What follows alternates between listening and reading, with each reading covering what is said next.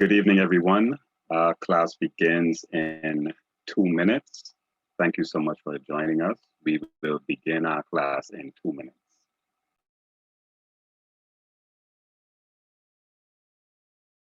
Yes.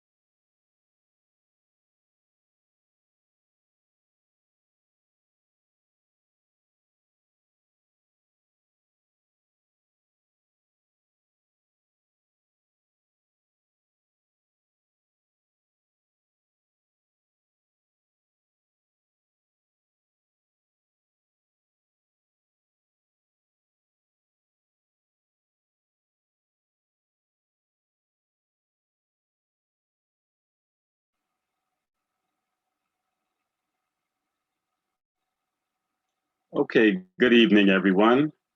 Thank you so much for joining us. My name is Stephen Thompson. This is the third of 5 sessions you will have with me. And I thank you so much for your involvement. I thank you so much for your participation. I trust all of you would have had a productive day today.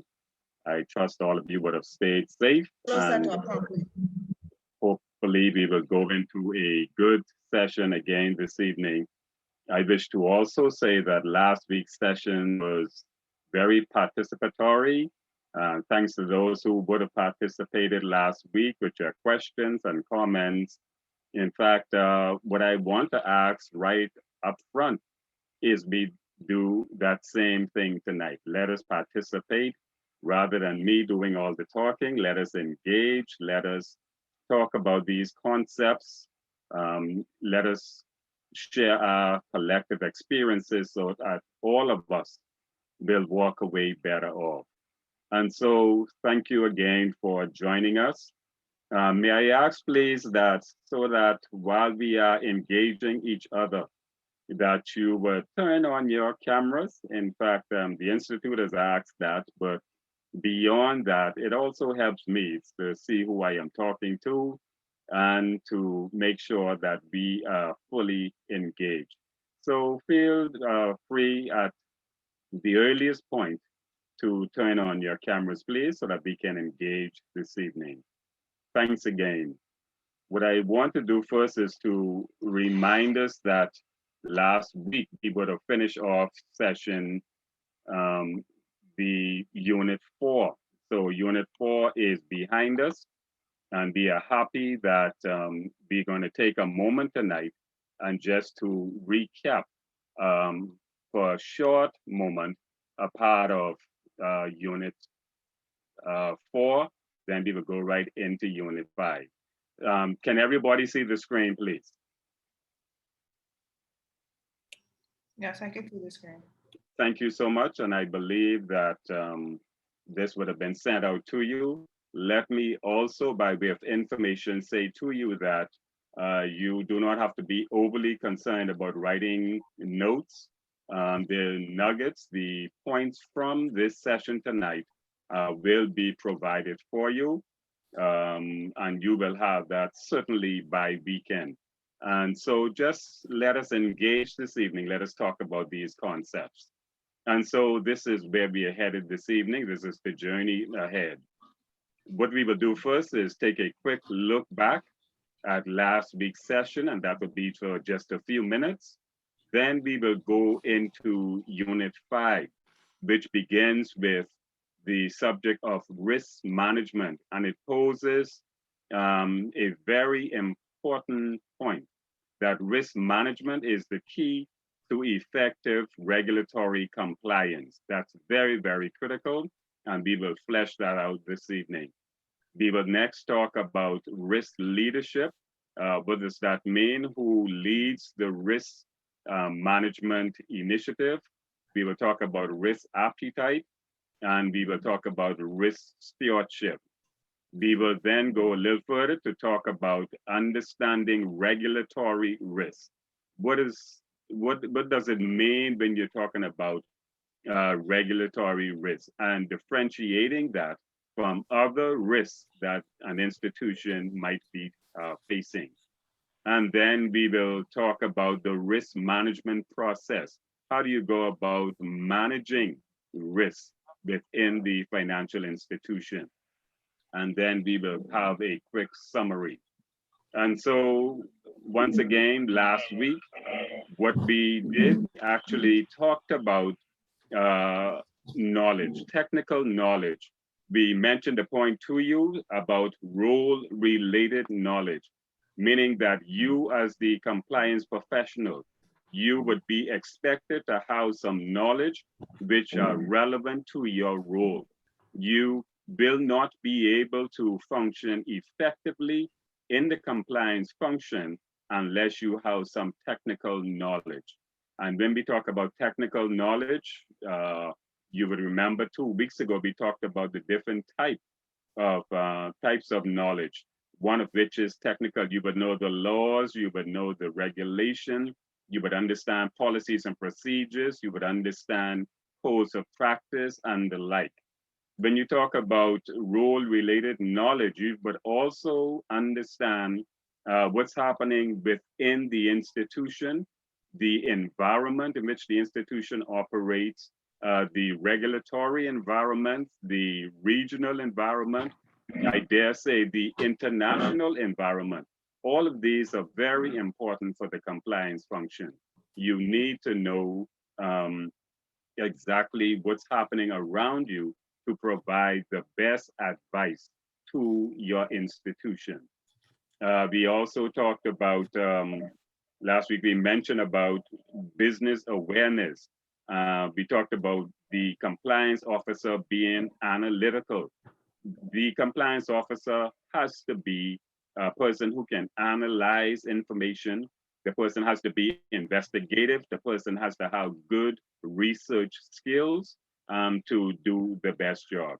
We mentioned also that the person who is in the compliance function, you as the compliance professional need to have good personal skills, and you need to have good interpersonal relationship. You need to know how to bond with people, how to endear yourself to people, and that will be based on the knowledge that you bring to the table.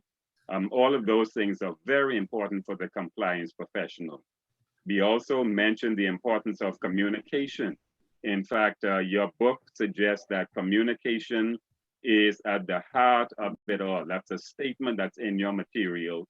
And implicit in that statement is that once you are in the compliance function, you as the compliance professional, you will be required and expected to communicate at all levels. You will be able to communicate first and foremost with persons within your department. If there is a compliance department, you will be able to communicate with persons in the institution, and that is across all levels of the institution, from the lowest level to the senior management / board level.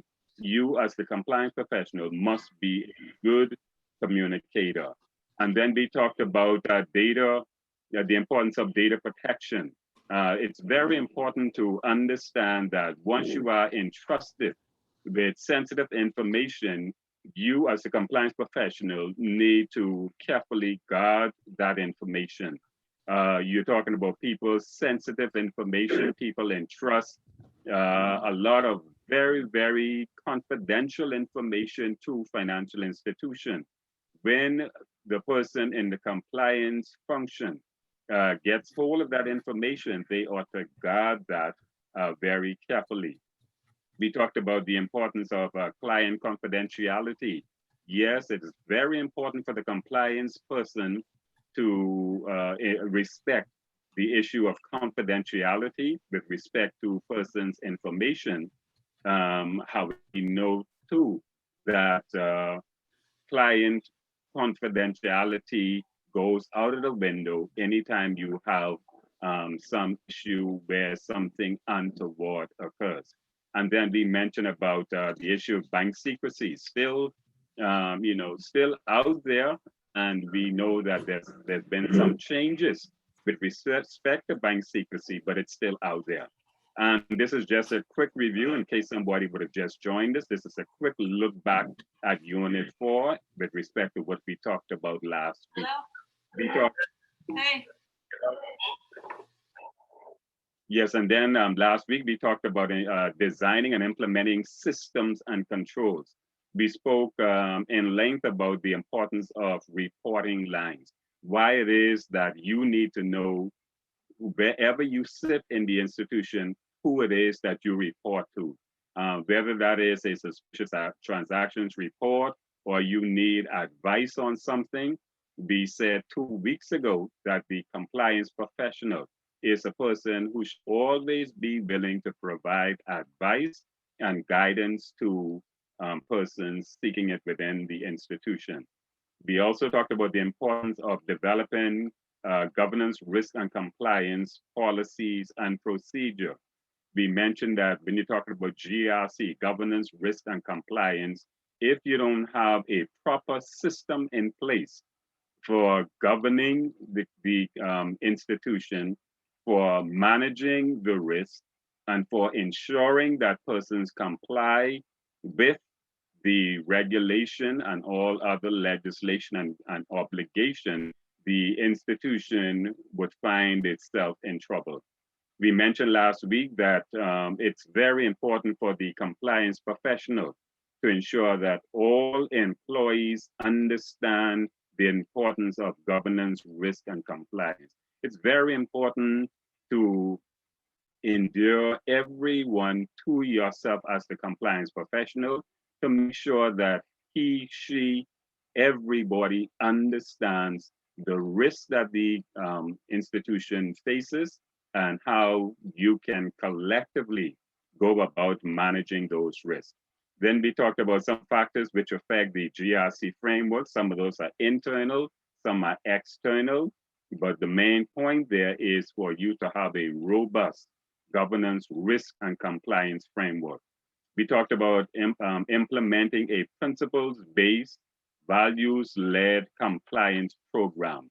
Principles-based, meaning that you're looking at things from the standpoint of what is required, what ought to be on the books, what ought to occur in practice.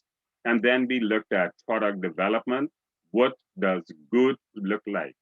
We talked about the dangers of financial institution not advertising, not giving proper information and only providing information that is clear, fair, and not misleading. And then we talked a bit about conflicts of interest, why it is important that financial institutions ought to minimize the opportunity for persons to have conflicts within the institution. Conflicts meaning anything that would cause a person to be placed in a compromising position. Yes, you have a duty to your employer.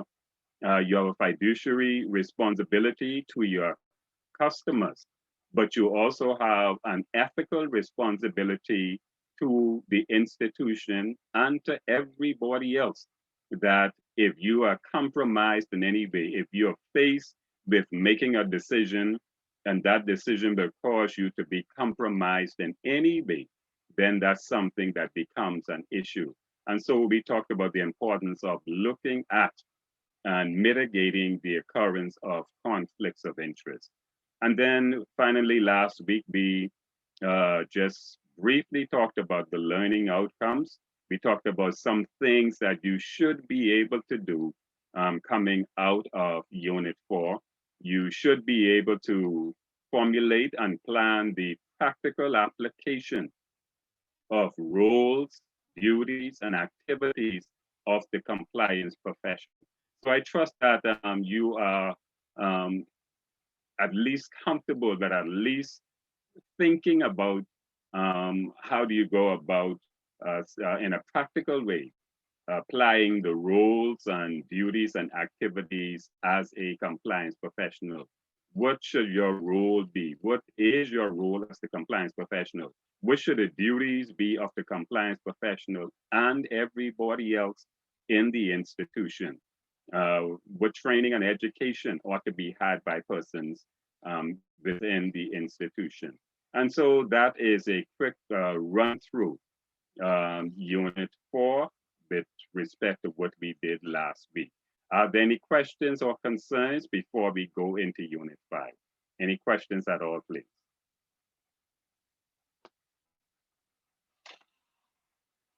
Okay, thanks again. And as I mentioned earlier, for those who may not have been with us yet, we hope to make our session this evening as practical and interactive as possible. I ask again that to the extent possible, that you put on your cameras and so we can engage effectively. And so the next thing we want to look at is going into Unit 5 tonight, and we will start that off with this whole business of risk. As we begin to talk about risk management, I want to say to you right off that risk management is critical in the life of the compliance professional. Risk management for the compliance professional on a daily basis, when you go to work, when you sit at your desk, when you think of your task, it must be from the standpoint of risk, managing risk. And so we will talk about that this evening. We will talk for a while about what this whole business is about risk management. What is risk management?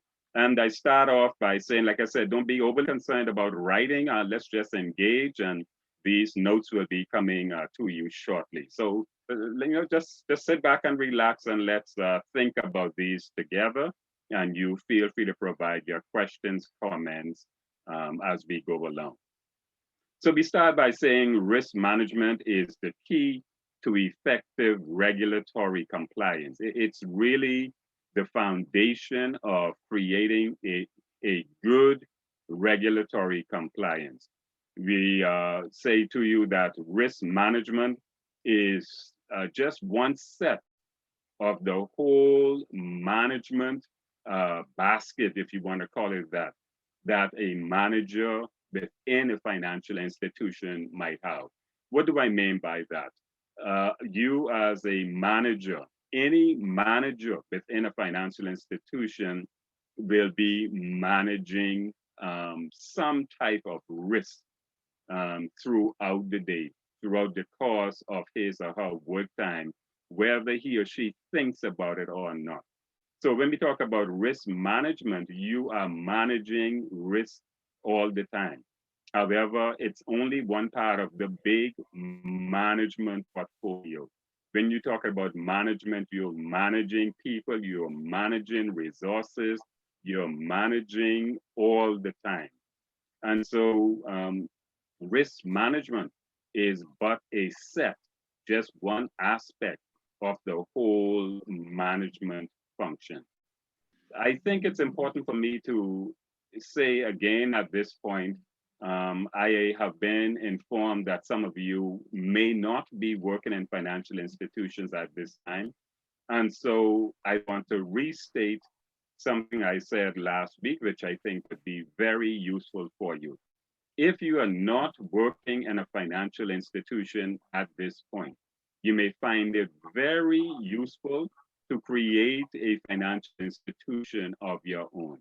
Whether you want to create a law firm, an accounting firm, a real estate firm, a bank, think about a bank, any bank, whether private or commercial, and look at it from the standpoint that you own this financial institution.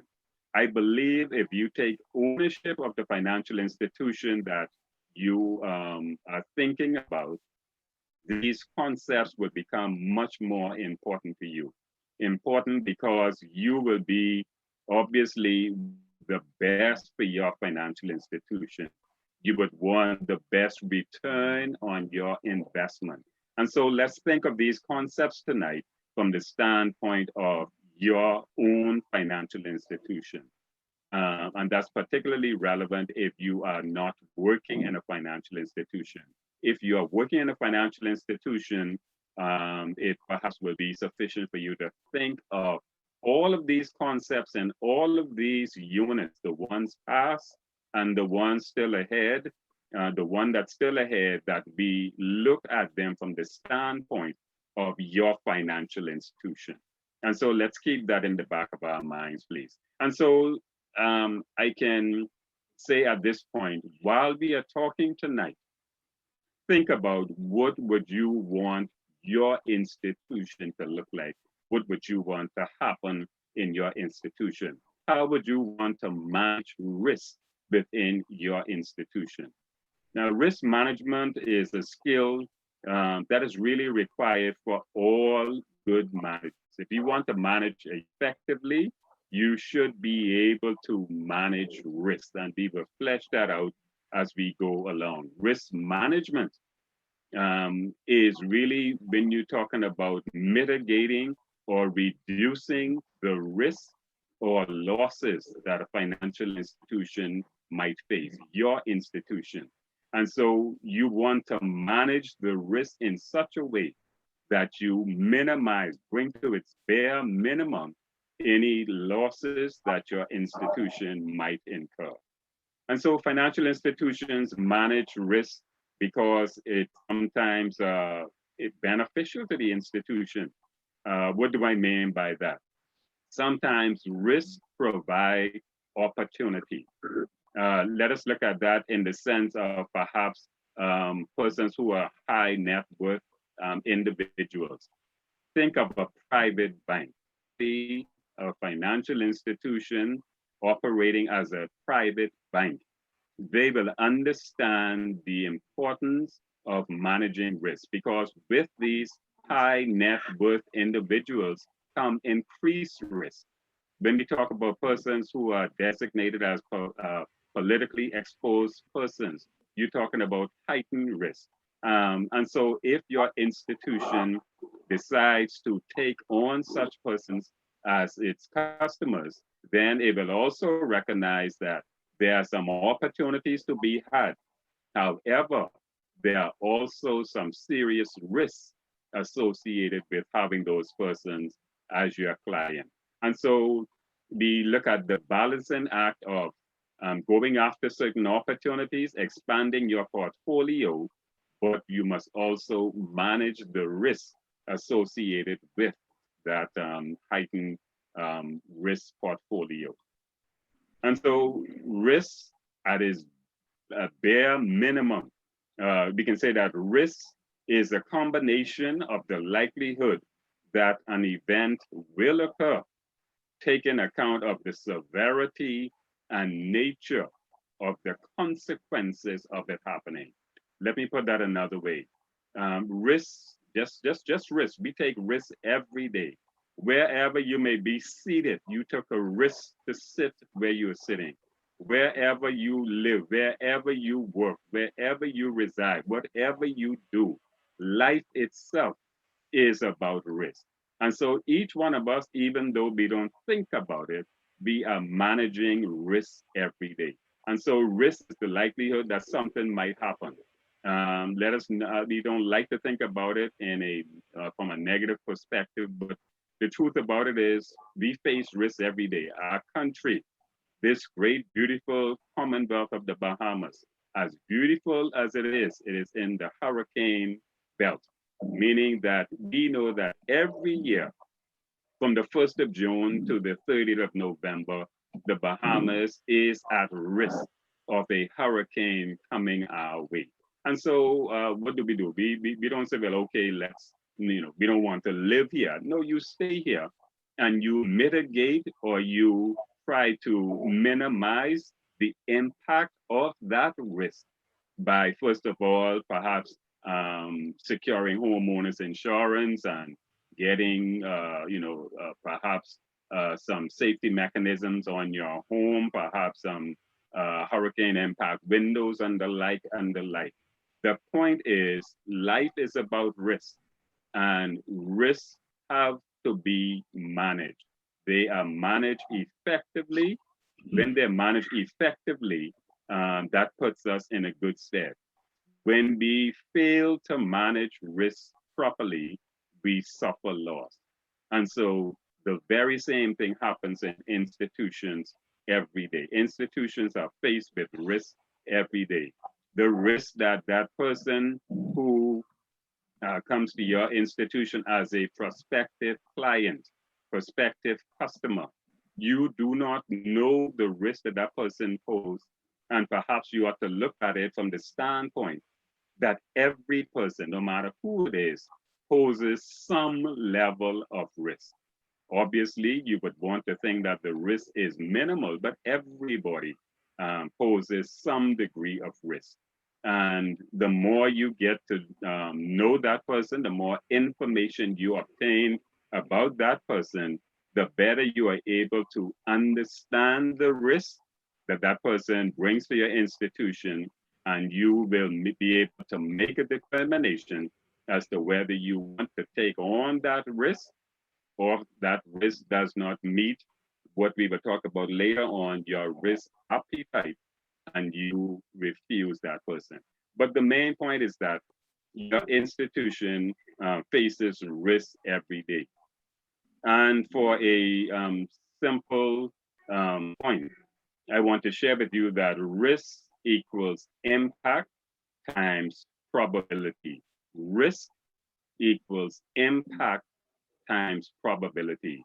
The impact, what consequences will there be if the risk occurs, and probability, what is the likelihood that it will occur. So on the one hand, if it does occur, what are the consequences? If it does occur, what will be the impact on my institution? If somebody is taken on as a customer and we do not know the true identity of that person, what is the risk to the institution? If somebody tenders some funds to the institution, what is the risk to the institution? Now, we know, those of you who would have completed the anti-money laundering diploma course, you would know right off that the two foundational pillars of anti-money laundering is, first and foremost, knowing the true identity of the person, and secondly, being able to verify the source of their funds. And so the more you know about the person, the more you understand the source of their funds, the better you are able to manage that relationship. Are there any questions or concerns or comments before we go further, please? We're talking basically about risk and how we can superimpose concepts of risk into your institution. Any questions, please? Mr. Thompson, I have a question with regards Certainly. to, you spoke earlier with regards to PEPs, and I've had experiences this week with politically exposed persons, because now we are, asking our clients to provide us with their KYC information. And we have a lot of like senior police officials that are indicating that they are PEPs, but then when we send the forms over to the insurer for verification, they're coming back and they're saying that they're not PEPs. So for a politically exposed person, does that person have to be in politics, or is it a senior official like the Commodore of the Defense Force or the police commissioner? Those persons are considered PEPs? At what level do you say that a police officer is not a PEP? A constable, or, way at the top where they have more, I guess, authorization to make, to provide a deal or whatever have you, to that extent? Okay, thank you very much for that good question. Yes, PEPs is a very delicate subject matter in the Bahamian context. And I say that because if you look at the true definition of politically exposed persons as it is in legislation, to first answer your question, it suggests that a PEP is a senior person within an organization, meaning that that person is so senior that he or she has the ability to effect some things within the organization. I would respectfully suggest that if you're talking about someone at a fairly low position and that person is not able to direct any funds or has no control over the quote unquote decision-making process, then perhaps you would want to set that person aside, not rule them out, set them aside. Remember, when we are looking at risk-based supervision, we want to give people credit for what they bring to the table. Meaning, if a person is senior, you're talking about a person who is the general manager of the Bahamas Mortgage Corporation, definitely a PEP. Perhaps the financial controller in that agency who can move funds, definitely a PEP. A person at Bahamas Development Bank, the managing director, definitely a PEP. And I'm not picking these persons out, but my point is, you're talking about persons at a very senior level. And that's really according to the legislation. However, when we look at PEPs in its truest sense, it poses a serious dilemma for us in the Bahamas, because not only does it say it is that senior person, and I think it would have been okay to leave it at that senior person, but it goes further to say everybody associated with that person, family members of that person, which means that if you're talking about, again, the example of the general manager of the Bahamas Mortgage Corporation, according to the definition of PEPs, not only is that person a PEP, that person's closest relatives could also be considered PEPs, and that person's associates can also be considered PEPs. And so, persons say jokingly, but it's a very serious point. When you really look at that for what it's worth, perhaps 80 or 90% of our population then could be being PEPs. Because I'm sure that each one of us knows someone or is associated with someone or is related to someone in perhaps every government agency.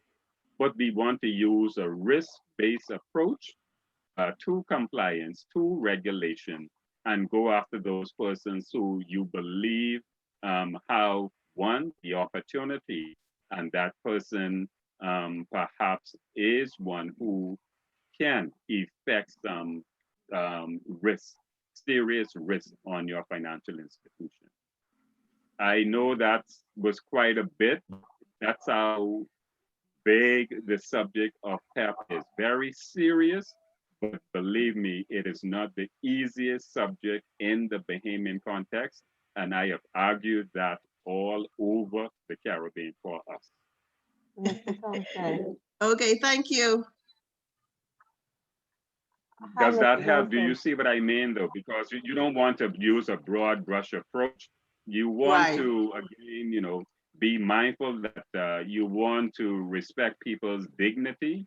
And again, too, we want to make sure too, and this is perhaps the most important point, we need to, and I'm not saying you at all, I'm saying generally, all of us need to move away from the notion that the concept of politically exposed persons is a negative one. It is not.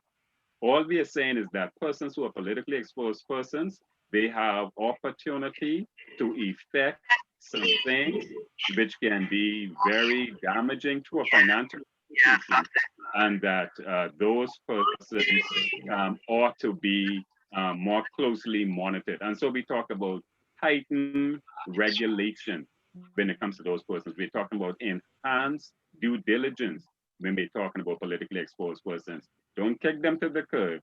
Just make sure that your antennas remain up and you subject those persons as is required by law to enhance due diligence. Okay, thank you, Mr. Thompson. You're welcome. Any other questions or concerns before we proceed with risk?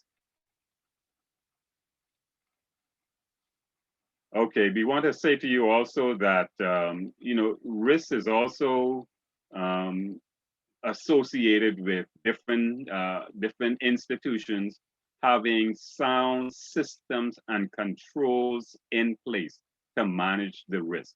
When you have a financial institution that is not managing its risk properly, that institution is headed for disaster. And we will see that as we go along. And so we want to say that risk management can only be effective when it is incorporated into the financial institution's culture. You need to have a culture where people understand our institution is vulnerable to criminal activity, and all of us collectively need to manage that risk to make sure that our institution remains sustainable and safe from the risks, whether they are implicit or explicit risks. We want to say too that this whole business of risk management really ought to be a collaborative approach. It ought to be discussed across the institution. It ought to be something that is brought to the attention of everybody in the institution. Yes, our institution is at risk. Always keep that first and foremost, particularly if you are the person in the compliance role. You must think about risk every day. What risks are known to us? What risks may there be out there that perhaps is not known to us yet that we need to make sure, do some research and to make sure that those risks do not infiltrate our system. And so risk management is a very, very important element of the whole governance, risk, and compliance matrix. We want to say to you also that the risk management program requires the full support of senior management, the board of directors, and all employees. Let me restate something that I mentioned last week. Anytime in your material or in my speaking, if I say senior management and the board, or if I say the board of directors, and your institution does not have a board of directors, then automatically think about senior management. And so do not get bent out of shape if we mention a board of directors and your institution does not have a board. You will then move to the highest level within your financial institution. So we say that this whole business of risk management, that it ought to be something that's taken seriously at all levels of the institution. In fact, as I mentioned before, everything that occurs within the financial institution um, ties back into the risk of the institution. And so let's think of a person or a group of persons who decide to open a financial institution tomorrow. Tomorrow is your ribbon cutting day. You are opening your financial institution.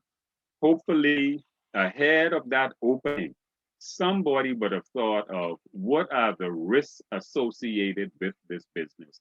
What are the risks associated with our prospective clientele?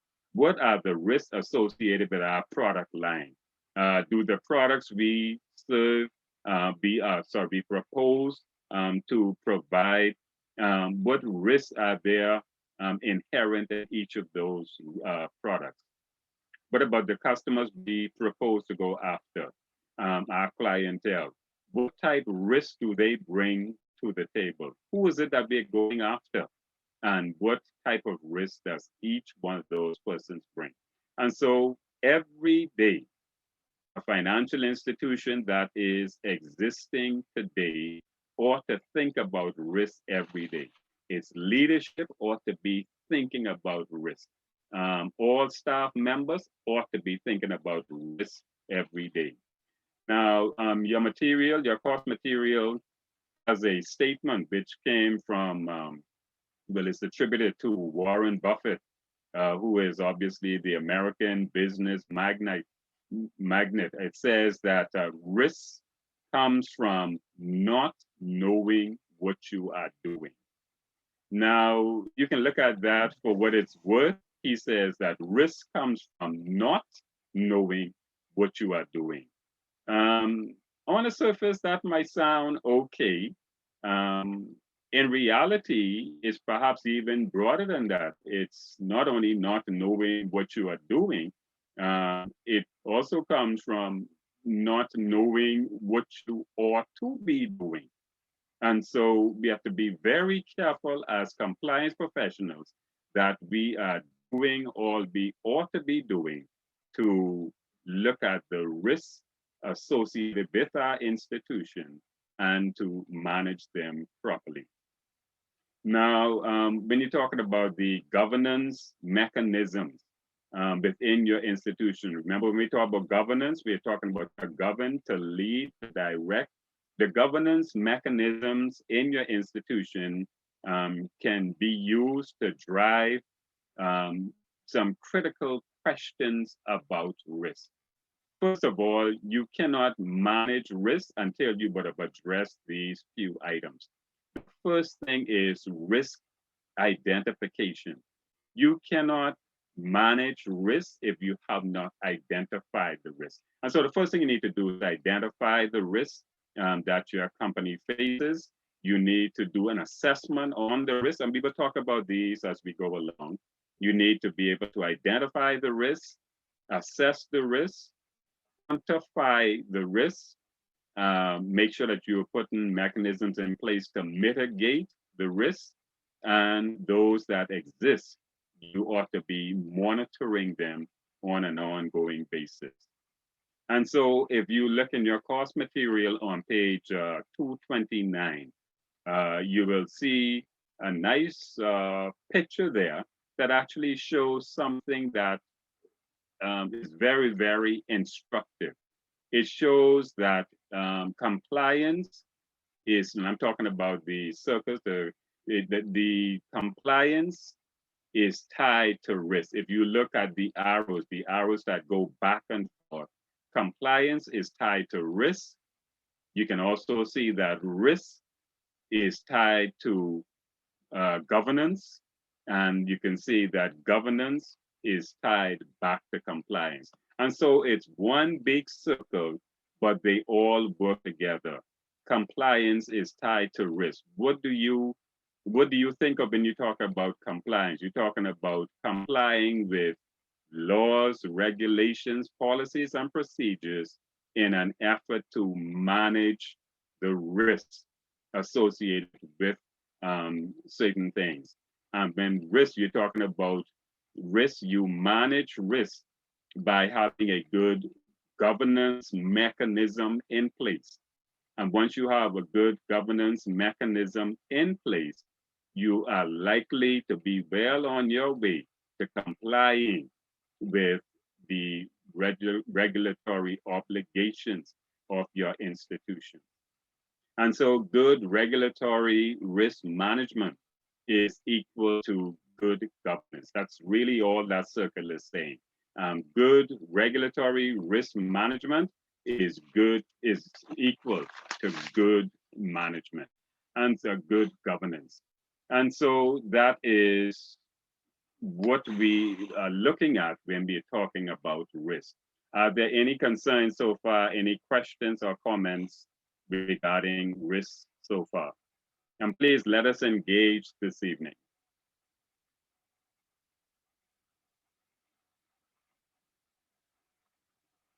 Okay, if not, let us go to the next step where we talk about risk leadership. Now, when we are talking about risk management, there ought always to be somebody in the driver's seat. You cannot have a risk management program which is not led by someone. It ought to always be led by someone, and that person leading the risk management regime. We will look at that person as taking on risk leadership. We want to say to you that good risk management requires good leadership. The converse is also true. If a person is not a good leader, that person will not be managing risk effectively. And so a clear vision of risk is required by the institution. What do I mean by that? When you're looking at your financial institution, you ought to be able to visualize, you ought to see clearly all the risks associated with your institution. Let me hasten to say, you may not see all of the risk at the beginning. In fact, you will not see all at the beginning. As time progresses, you perhaps will see more risk. Risk will take on different flavors over time. Some risk, which may be deemed high risk today, could be deemed low risk at a later point. And so it's almost like a moving target. It's always a moving target. But the manager, the leader, the risk leader should always have a vision of the risk, the main risk facing the institution. And so once this risk leader understands the risk, that person is able to establish a positive tone at the top. Remember, when we talk about tone at the top, we're talking about the highest level of the institution. What is happening at the highest level? Thus, do the people at the highest level of the institution understand the risk that's associated with that financial institution? And are they concerned about effectively managing those risks? And so the risk leader should do all he or she can to ensure that the persons at the highest level in the institution understand the risks facing that institution. And so good risk leadership can lead to the financial institution meeting its strategic objective. So each year, a financial institution perhaps will start off the year with some objectives in mind. However, those objectives will only be met if you have good risk leadership, a person who is ready to take charge and to make sure that the risk management regime is led properly. Financial institutions should also ensure that their senior management properly communicate the risk vision. To put that another way, yes, the board of directors or senior management may have a certain view of risk. They may be walking around and thinking of what might be tolerable in their minds. But if they do not communicate that properly, that can cause some trouble within the institution. because persons at lower levels may not understand, may not buy in, may not see certain things as being risky, or may not be interested in managing certain risks. But the person in the leadership position must ensure that the persons throughout the institution understand the risk and are willing to combat it. Any questions or concerns, or you want to share your experiences? Anyone has any experience where you believe management perhaps did not understand the risk associated with a particular institution, without naming the institution, of course, and what trouble that led to? Anybody has any views on that they wish to share?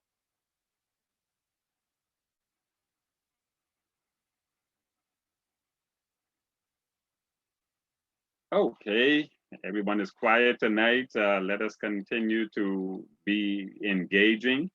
Let us take that a step further and say everyone within the financial institution ought to take responsibility for effectively managing risk. Irrespective of your position in the institution, you should be able to see it as being important that your institution effectively manage the risks that face your institution. And these persons, everyone in the institution, should be minded to do the right thing at all times. Mitigate the risk, manage the risk, deal with the risk. Do not disregard the risk, do not turn a blind eye to the risk. Face it head on and recognize that the risk can cause serious damage to the financial institution. And so all stakeholders of the financial institution ought to be on board when we're talking about managing the risk. Now, a financial institution can only protect its value and reputation when it manages risk effectively. Let us talk right off about this business of the value of your institution and the reputation of your institution. We know that if risk is not managed effectively, bad things can happen. Those bad things can erode the value of your institution, and it can lead to serious reputational damage. I'm sure you would agree that when an institution has its reputation tarnished, that sometimes that is irreversible, sometimes it does irreparable damage to the institution.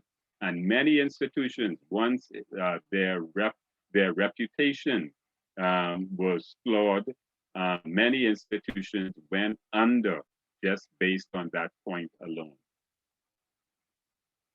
Any questions or concerns? Let us ask any one of you, somebody want to share their view on this whole business of risk from the perspective of the financial institution. If it does not manage the risk properly, if senior management does not properly communicate that we do not like to take too much risk, or the risk that we take on, we want to make sure that we can manage it properly. Does anyone wish to share his or her experience?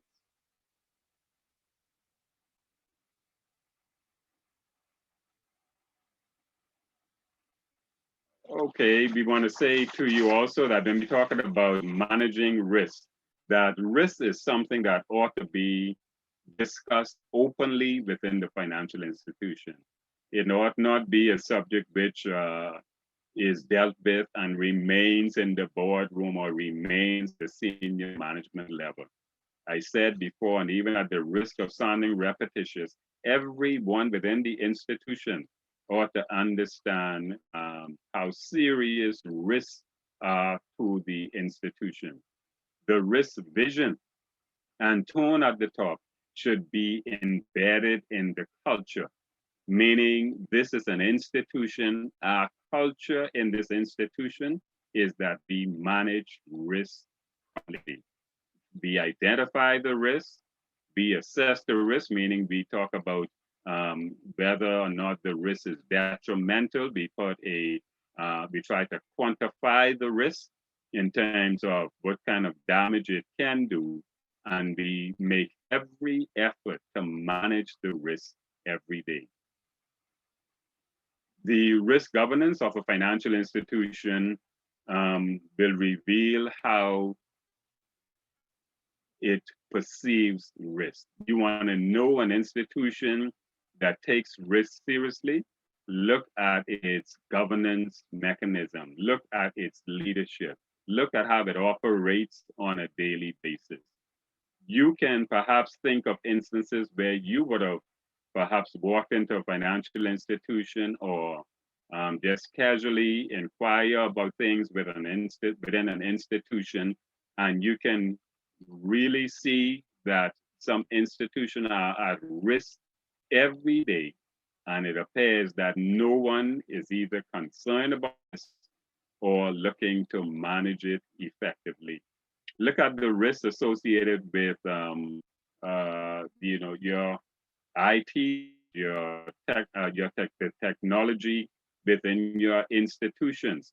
How often it is that persons within a financial institution, and I hate to sound, I'm not picking on commercial banks, but we know that commercial banks is perhaps institutions that would have the highest level of traffic when it comes to its customer base.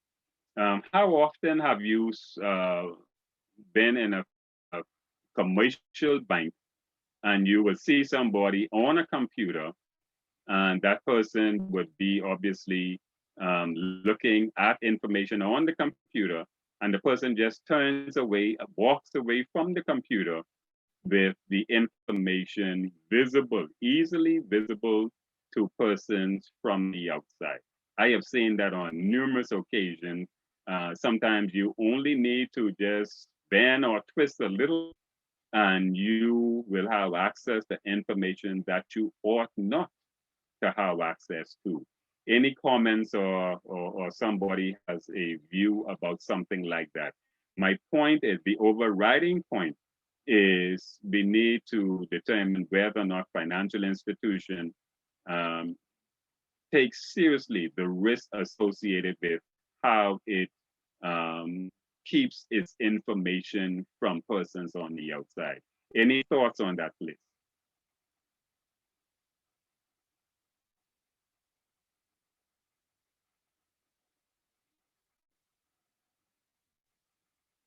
Anyone? Any thoughts on that?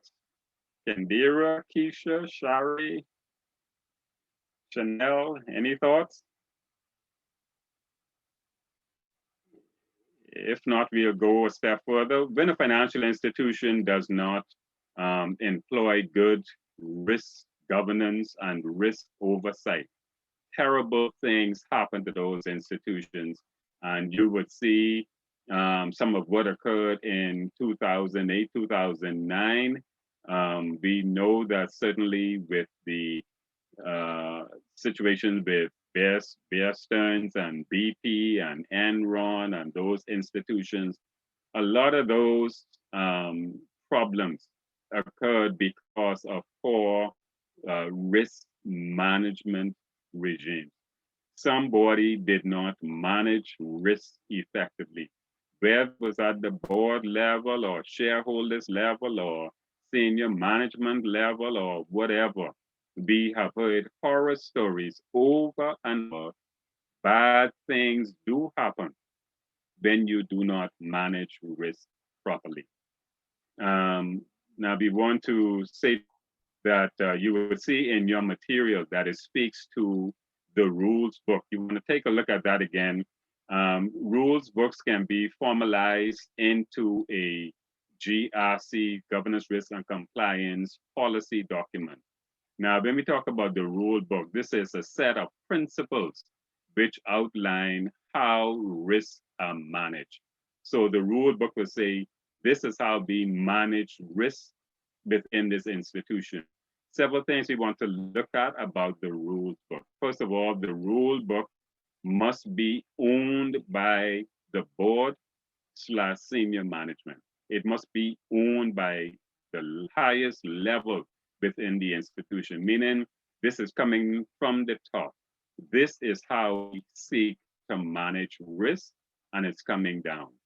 And it should be constantly assessed for its relevance and its effectiveness, because risks are constantly changing. How you manage risk will change from time to time. And so you ought to be very careful that when you are in the compliance position, that you recognize that risks are constantly changing. Let us go next to the point of accountabilities and rules description. Financial institutions note that they cannot delegate accountabilities. You can delegate some responsibilities, you can delegate tasks, but you cannot delegate accountability. When you are at the top in the financial institution, you are accountable. When you are the compliance professional, you have certain accountabilities, and you cannot delegate those accountabilities. You can share some of your responsibilities with others. You can give some tasks to some others, but you are ultimately accountable if you are the compliance professional.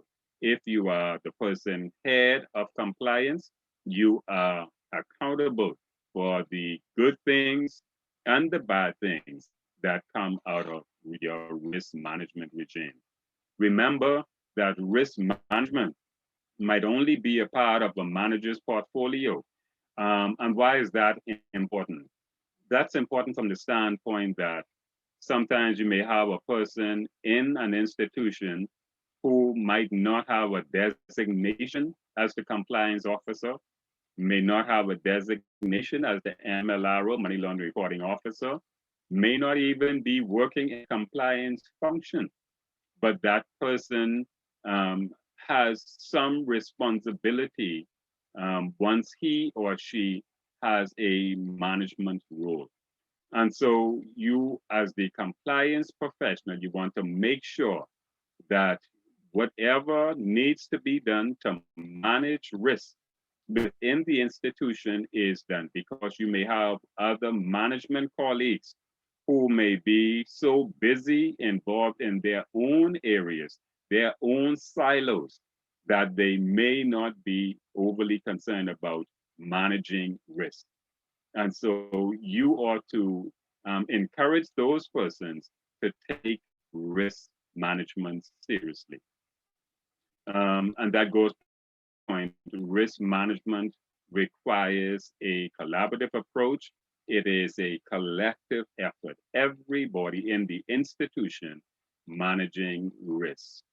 Any questions or concerns on risk management so far? Anyone has any experience with risk management? Some bad outcomes that you may have seen over time because risks were not managed properly, whether it had to do with the HR department. You may recall 2 weeks ago when we shared the point with you that every department ought to be sensitized to the compliance function, including the human resources department. Human resources may say, well, our duty is to look at bringing people in and checking leave and remuneration packages and the like. We're not concerned about risk, but they ought to be. They ought to be just as concerned about who comes in the institutions and what those persons bring to the institutions by way of risk as you, the compliance professional. So it is something that is a shared responsibility across the institution. Any comments on that? Any questions?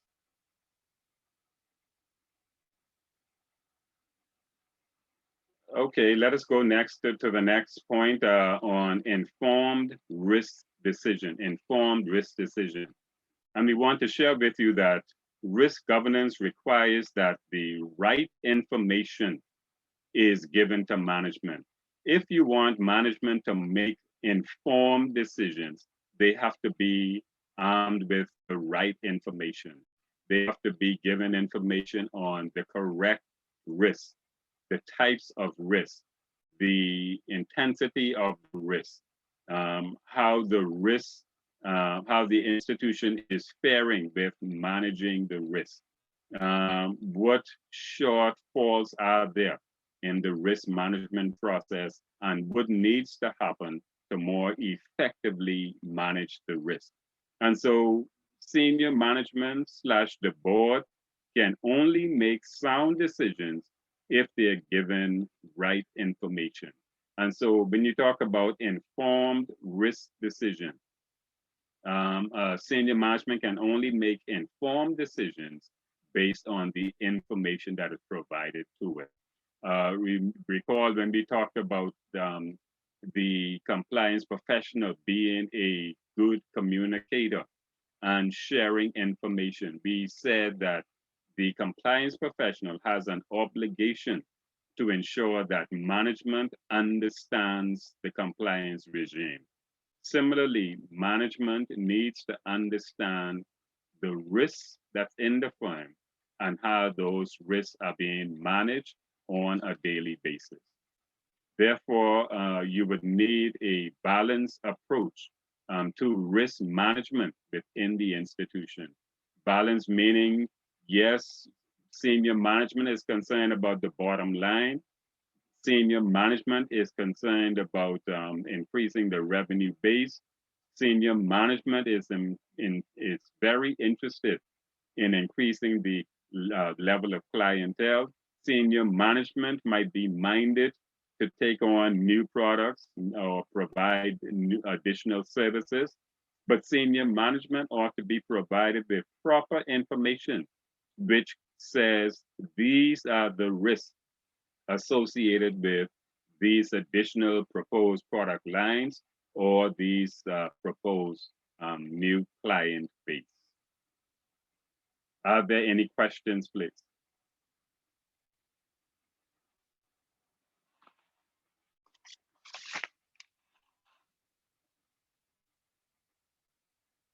Okay, as we go further, we want to mention to you that the rewards and risks are put in proper context and informed decisions are made by senior management based on what you, the compliance person, say to them, based on how you communicate to them, based on what you say to them. They will be armed with the correct information to make informed decisions. Now, when you have a financial institution that has effective risk information, reporting information, it can decide to either take the risk, having regard for the information given, or it might decide that we do not want to take on that risk.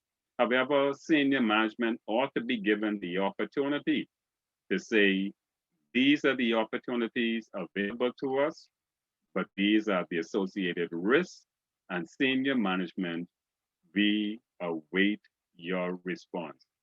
We are guided by your instruction. But you, as the compliance professional, will provide the best information for them to make the best decision.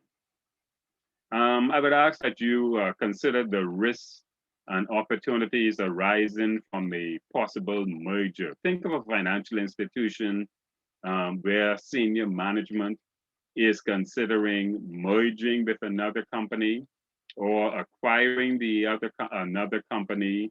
Think about the risks associated with a merger and acquisitions. Do senior management have all the information that is needed to make an informed decision? Information such as the market share of that institution.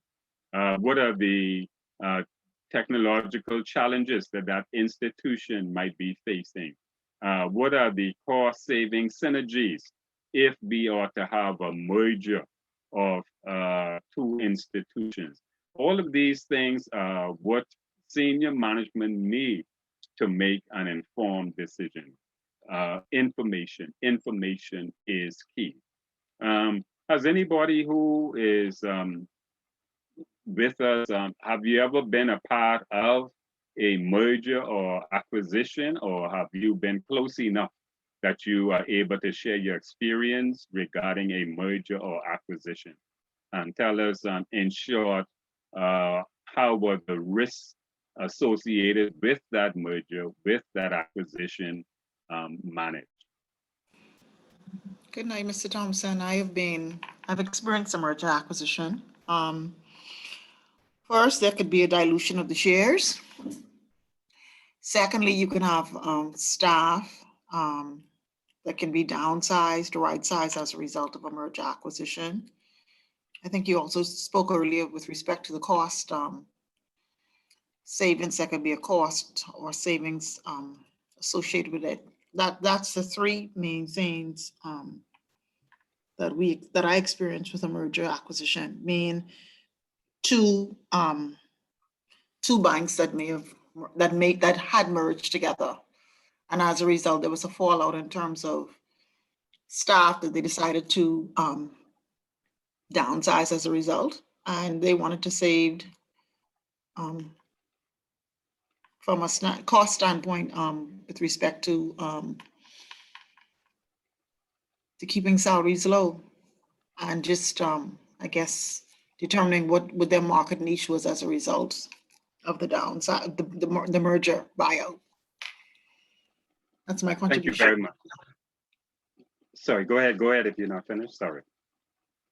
I'm done, thank you. Thank you very much for sharing that with us. Yes, some bad things happen. Bad things could happen with mergers, with acquisition. I like the point you raised about salaries. Yes, obviously you would have some persons who may benefit from a merger, may benefit from acquisition by way of, let's say you are with the institution, which has a fairly moderate salary base, and you're merging with an institution that has a much more attractive remuneration package. And if the institution goes with the higher, persons can benefit. The converse is also true, because if the institution is minded to cut costs, certainly they may be minded to reduce salaries to the level of the lower institution. Yes, bad things happen. People lose their jobs. Some people believe that, okay, if we merge, we will be twice as strong. That's not always the case. In fact, in many cases, that does not happen. Institutions can be stronger. There can be some advantages, but there can be some serious consequences as a result of that. The main point is that you, as the compliance professional, the minute you are informed of a prospective merger or prospective acquisition, that senior management is even thinking about something like that, you must go to work right away and think about the risks associated with such an undertaking. Good things can come out of it, bad things come out of it all the time. And so it's something that I think perhaps will make a good example to think about what can happen if the compliance professional is not in touch with, in tune with, properly informing and advising and guiding senior management. And the last point on that I want to mention is that financial institution must guard against emotion and misplaced enthusiasm. Yes, with a possible merger, you may have some people who are, may become very emotional about it, because it's an opportunity to merge with a company that perhaps on the surface looks very good, until you get inside and you realize that the company is not what you thought it was as senior manager. And then you realize that a mistake was made. Misplaced enthusiasm. Yes, and as I said before, there's a old saying that says the grass always greener on the other side, and we perhaps may think Yes, if we can merge with another company, we can start to look like them. We can get their customer base and everything will be fine. That is not always how that story ends.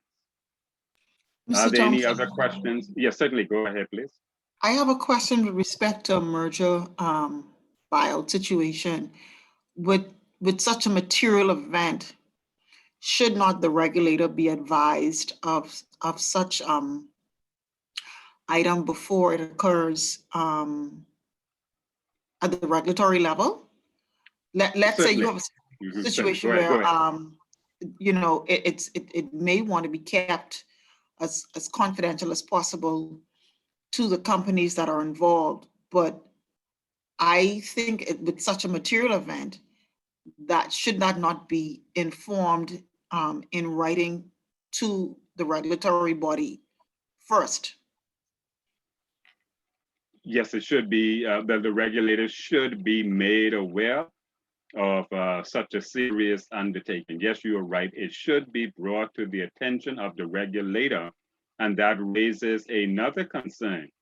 In some cases where there is a merger or an acquisition, it might even involve multiple regulators. You may have your own regulator, but the company that you are seeking to merge with, because of its product line, the services it provides, it might fall to a different regulator, which could mean that your institution that perhaps was only reportable to a particular regulator, after the merger or acquisition, you find that you are now reporting to multiple regulators. That can cause some serious challenges for a financial institution. And you're right, it should be brought to the attention of the regulator before it actually takes place. And again, too, that's perhaps a part of the information gathering process, the consultation process. It ought not be taken lightly, and all relevant stakeholders should be made aware of such an intent. Thank you very much. That's a very good point. Mr. Thompson, Uh, I don't know if you can go hear, right can you ahead. hear me? Yes, No, I can. Go right I ahead. just Please. meant to say that actually requires regulatory approval before they even go ahead with that merger. So not just making them aware, but they actually have to get approval Certainly. to merge with another company. Thank you very much. Thank you very much. And also, let me add a further point to that. We've seen so many, what we may even call the perhaps less institution which may not have the same structure as others, having merged and acquired other companies, and we have had some disastrous situations right here in the Bahamas. We have seen right here where one company takes over another. The product lines are very different. You know, perhaps the cultures were very different between the merging institutions, and in several cases, both institutions suffered, and perhaps I am aware of a couple that even went out of business. So we have to be very careful that mergers and acquisitions are very, very serious undertaking. Any other questions or concerns, please? Okay, let's go next to the point of risk owners. We talked earlier about risk leaders. Somebody must lead the risk management process. Now let us talk about the risk owners. Now, when you're talking about risk, somebody needs to take ownership of the risk. Somebody needs to say, okay, I am watching this. I am taking responsibility for this. I will look at this as being something that I am responsible for. And so the risk owner is always the senior executive or senior management level. Senior management is always charged with the accountability and the authority, because it has the authority to make decisions for the financial institution. And so the risk owner invariably will be senior management. It will be at the highest level within the institution. And then the next step would be to identify someone who would properly serve as the risk coordinator. You have a risk owner, now you need a risk coordinator. And that perhaps will be a manager or managers who will champion the risk management function on a daily basis. These will be the persons who will be champion the whole process. They are behind the scene, making sure that everything goes properly. And you will see that this risk coordinator, as we go along, will be the person in the middle, perhaps even sandwiched between two levels. Now, when you have the risk manager, the risk coordinator, you will then have to give consideration to the role, the description. Now, the role description for the risk coordinator says that this person is to act as the risk coordinator for a particular area, meaning that you are actually subscribing this on a particular area within the institution, ensuring that the enterprise risk management process is implicated. And we will talk about enterprise risk management as we go along. But this person is also responsible as the risk coordinator to coordinate all local activities to support risk assessments and risk management, and all of the actions that need to be taken to ensure that risk is managed properly and in a timely manner. And so the risk coordinator is a key person within the institution. That person is the one championing the risk management process. That person also has the responsibility to monitor the progress of the risk management regime and report to senior management. Again, a very serious responsibility. That person who is risk coordinator has a serious charge to take. Then we talk about the risk manager. This perhaps will be somebody at the level of line managers. These persons actually manage risk across the institution on a daily basis. These are the persons who will be responsible for ensuring that there are policies and procedures in place with respect to how the institution manages risk, and that they will be making the best effort to ensure that risks are managed properly every day. And so you have the risk coordinator, you have the risk manager.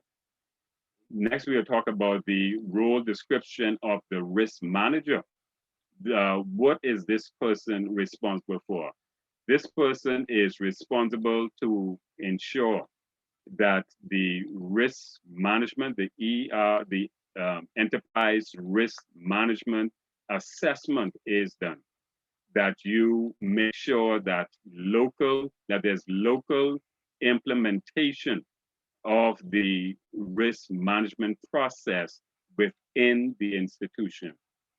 You want to make sure as risk manager that you complete any risk management actions assigned in a timely manner.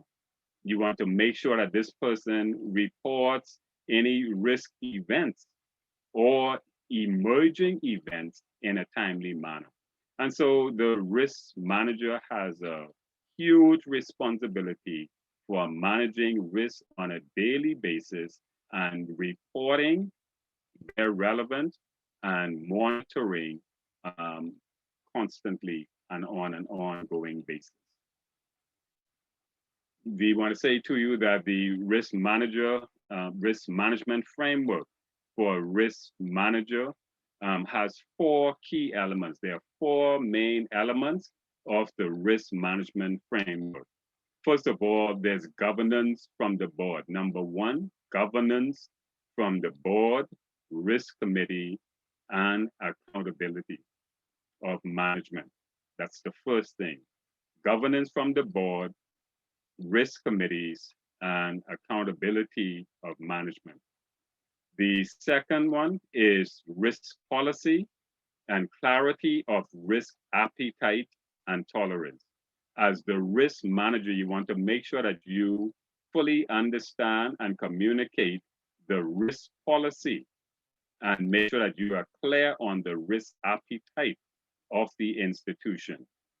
The third one, you want to make sure that the risks have been properly identified and assessed. We said at the beginning, you cannot manage, but you have not identified. You cannot manage effectively, but you have not assessed. And so the first elements would be identifying the risk, assessing the risk, then you are in a position to start to manage what you have assessed. And the fourth point is reporting processes for action and enhancement. These are the things that allow the risk manager to do his or her job effectively. Are there any questions or concerns, please, or comments?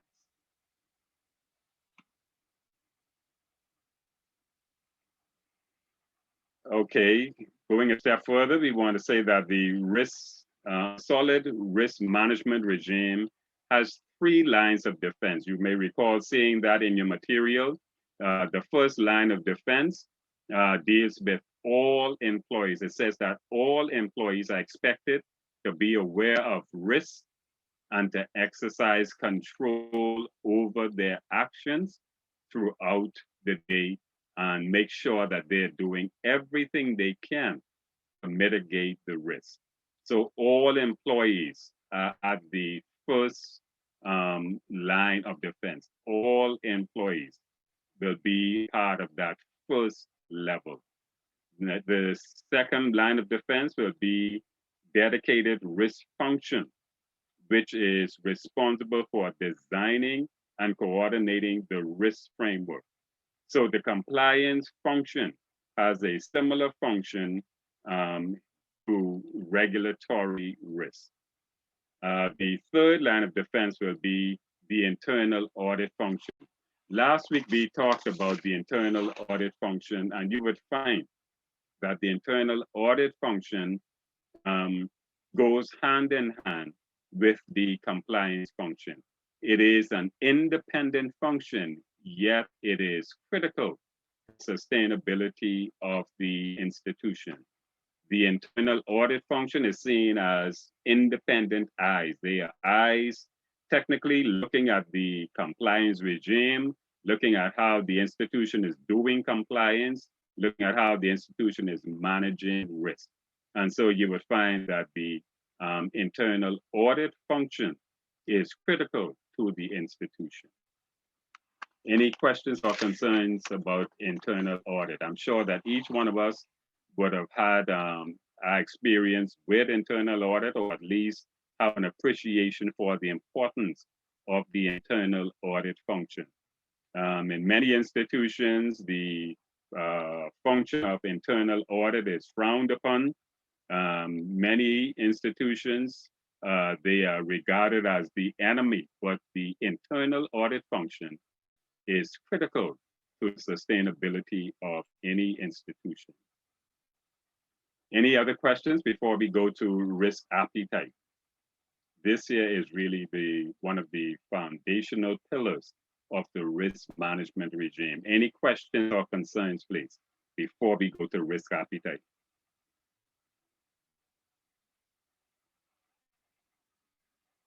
Okay, if not, we will share with you that risk appetite can be described as a fundamental business concept. It is a business concept. It's what you determine even before you go into the business. What is the risk appetite of what it is I am even conceptualizing as a business? What type of risk am I willing to take? We said earlier that with your institution, if that is your case, that you are thinking of a financial institution, but that belongs to you, you would want to think, how much of my hard-earned investment am I willing to put at risk? What is the risk appetite of my institution? If you're working in a financial institution, you may be in a better position to think of what is the risk appetite of our institution. And so it actually deals with the types of risks that an institution is willing to take on. Certainly the financial crisis of 2007, 2008 have shown how important it is for boards to manage risk, to think about risk, to ensure that risks are properly managed at all times.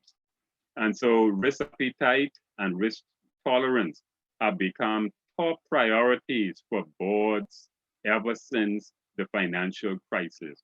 We know that a lot of the bad things that happened actually resonated at the highest level within those many institutions.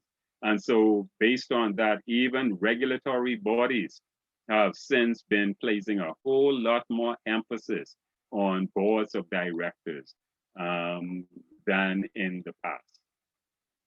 And so risk professionals have been divided on how to determine risk appetite. What we wish to share with you is when we talk about risk appetite, management ought to answer some very critical questions about risk appetite. The first of 5 questions that management should ask regarding risk appetite is this here. What are the significant risks the board is willing to take? What is the board's, remember we talked about appetite. What significant risks is the board willing to take? What risks are they not willing to take? That's the first fundamental question, the risk appetite. The next one, 2, is what are the strategic objectives of the financial institution? Are they clear? Are they explicit? Are they implicit?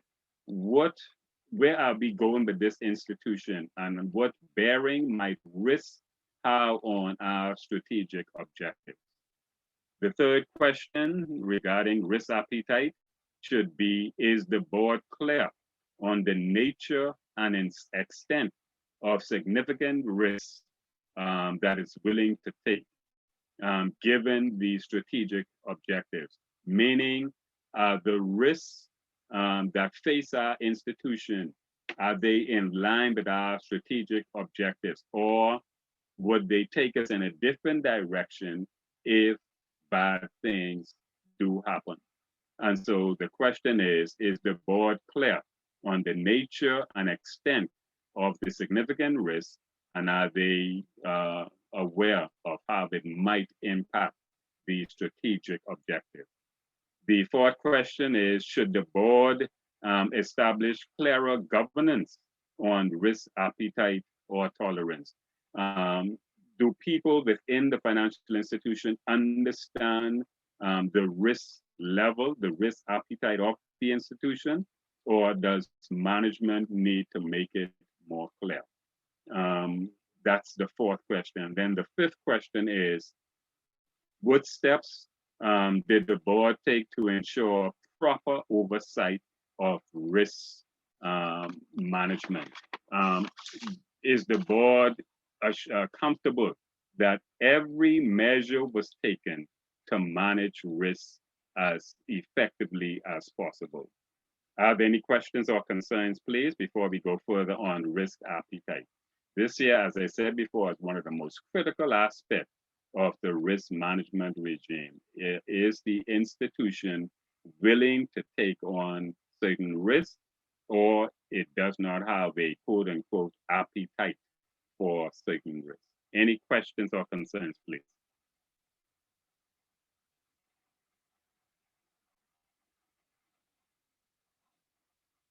Okay, you will see in your material that the Institute of Risk Management has named 6 key principles on risk appetite. And we will just go through them quickly. The first one says, concerning risk appetite, it can be complex. Risk appetite, determining what should be the risk appetite can be complex, as oversimplifying it can be dangerous.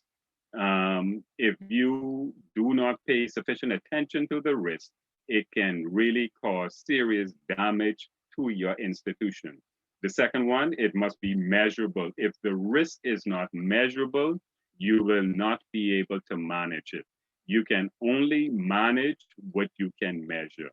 You can only manage what you understand. The third one, different business activities result in different different risk appetite. And so you would have certain different activities within the same financial institution, which result in varying levels of risk to the institution. And it behooves the senior management to determine which of these we are willing to take on and which we are not willing to take on. The fourth one, risk appetite should reflect the ability to manage risk. Once again, if you cannot manage it, leave it alone. If you cannot manage it, it can bring down your institution. It also says that culture is important in determining which risk the institution is willing to take on. The culture of some institution is that they do not mind taking on risks. They manage risks or can manage risks effectively. The reverse is also true for other institutions. Some institutions do not manage risks effectively, and perhaps they should be the ones to shy away from certain risks. The fifth one is that people's view on risk appetite differ. Even within the institution, you could find that perhaps certain people across the spectrum of the financial institution might have different views about risk. They may put different values on risk, and perhaps there ought to be a conversation about risk facing the institution. And the sixth and final point on this would be that the risk appetite must be a part of the control culture of the institution. Whether you talk about the strategic level or the operational level, it must be understood by senior management. And then we talked earlier about risk stewardship. Risk stewardship, you're talking about somebody who takes responsibility for the management of the risk. And there's some points there that you ought to be very mindful of when it comes to risk stewardship. Are there any questions or concerns about risk stewardship? And when you talk about stewardship, you're talking about something that is entrusted to a particular person. And so if you're thinking about risk stewardship, you're talking about the risk being entrusted to somebody to manage or to oversee effectively. Any questions or concerns, please? Okay, regarding risk again, you will see that risks over time can change within one institution. You can have an institution that is fairly stable today, but come tomorrow, some things can happen, which will cause that institution to face risks that it has never faced before. I mean, look at the COVID-19 impact on businesses worldwide, something that institutions did not expect, but look at the associated risks. So every institution was impacted in some way by COVID-19. We mentioned last week that certainly with COVID-19, we find that persons are not moving about as they ordinarily would be. We know that persons are engaging financial institutions to use technology more than face-to-face transactions all of these things pose varying levels of risk and have heightened the risk that institutions face. Anybody want to share the impact of COVID-19 on perhaps financial services from your perspective? What have you seen without going into any sensitive detail about your institution? How would you assess the impact of something like a COVID-19 on the risk management of your institution? Anyone? Well, I'll just like to say, it's a slight impact, I guess, with regards to the accounts receivables for the company that I work for.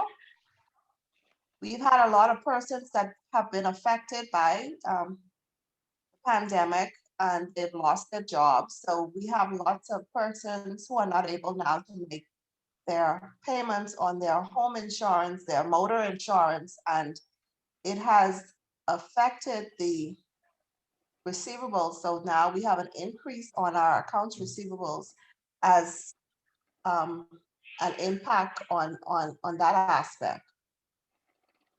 Thank you very much. And let me just pose a question. You don't have to answer. In fact, do not answer the question, but I want to say, put out a rhetorical question. In a case like that, your institution, other institutions of persons in this class, do you think senior management thought through something like this? Do not answer, just think about it. Do you think that the board, where there are boards of directors, do you think they perhaps manage it properly? How responsive were the management regimes to something like COVID-19? Just think through that. And that is what we are talking about tonight. How do you manage risk? You know of some risks. There are some new risks on the horizon for 2021. There's some new risks from a regulatory perspective for 2021. There are new risks occurring all the time. How flexible is your institution to adapting to new risks, assessing the new risks?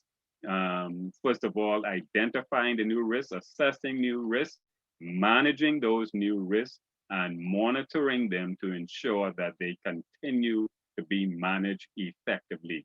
This is what this course is all about. How do you manage risk within the financial institution? Risks are constantly changing. When you started out in an institution 2, 5, 10 years ago, even last week, the risks that that institution faced perhaps look differently today. Risks are constantly changing. Therefore, the person managing the risk must be innovative. It must be a person who has their ears close to the ground, who are looking, a person who is looking at the regulatory horizon, the person who is watching and sort of being innovative in thinking through, if this occurs, what impact can it have on my institution? What can this institution do to mitigate the occurrence of certain risks? That's what compliance professionals think about. Any other questions or concerns, please? Good night, Mr. Thompson. For my institution, something that I thought about is that, you know, from the impact of COVID-19 on a financial institution, in the beginning, when it initially happened, you know, that there was a lot of talk about the government encouraging certain financial institutions to do like a temporary deferral option to certain clients. But of course, some institutions did it and some institutions did not. Now, the impact that had on delinquency rates was very substantive. and where it was recommended for, I think, a period of between 3 to 6 months, and that COVID has surpassed that, I think that the risk of delinquency for a financial institution increasing over this time is a great risk that they have to manage, especially when you take into consideration this new variant that has been on the horizon. And now I think that one of the major risks that financial institutions run is how much longer they can manage the delinquency rates.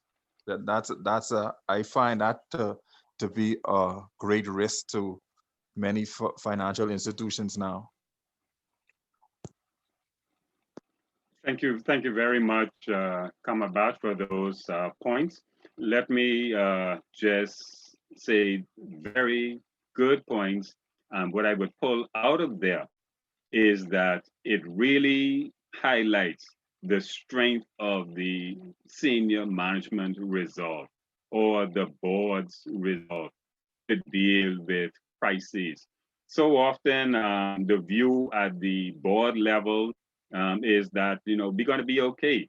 And no matter what the profit margin was in 2019, because no one could predict what occurred in 2020, it really must have had a devastating impact on financial institutions. As was also mentioned earlier about the accounts receivables, I know that many institutions' accounts receivables took a hit. And you're right, government would institutions to perhaps delay their,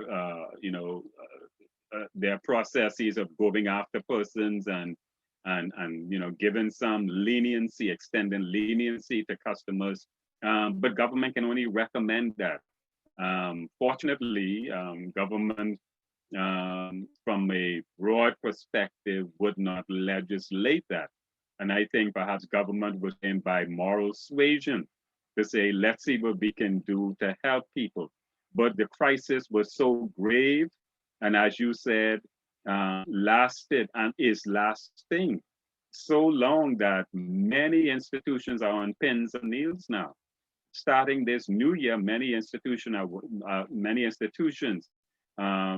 at the board level may be wondering, how sustainable is this? Can we go another 3 months, 6 months, 9 months? Can, God forbid, another year? How much more of this can be sustained? And we ought not take it lightly.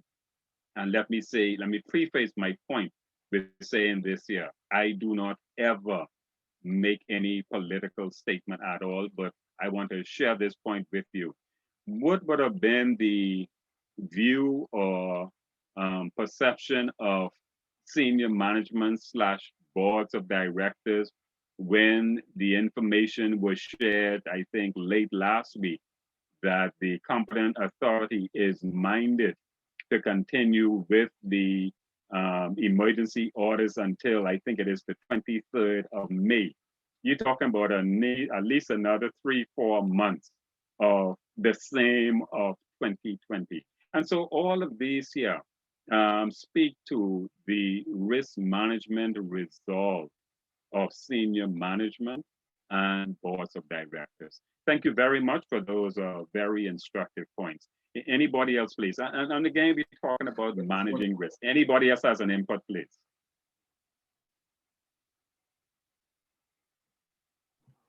I wanted to take it from the side of, let's say, a commercial bank in increasing their management of risk in terms of like face-to-face or non-face-to-face transactions, having to ensure that their ATMs are up to par and can also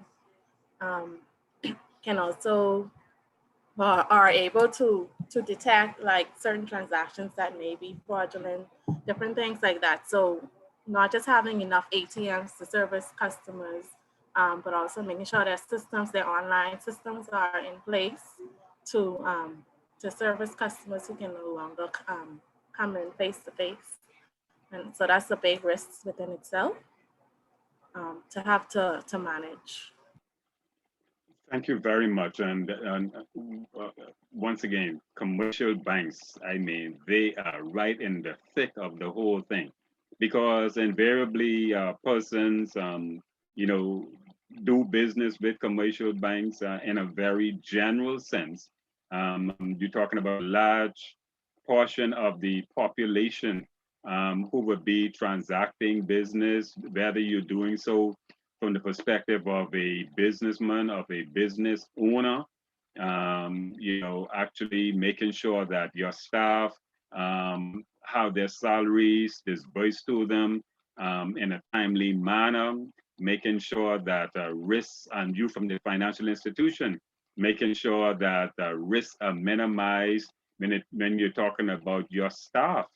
Nobody in a commercial bank wants to put their staff at risk. And so you're right, we are pushing people to the ATMs. And so we need to think about the risks associated with the ATMs. How much funds do we want to put in the ATMs? How often do we replenish the funds in the ATMs? What mechanisms are there in terms of safety measures around the ATM, having regard, and I don't want to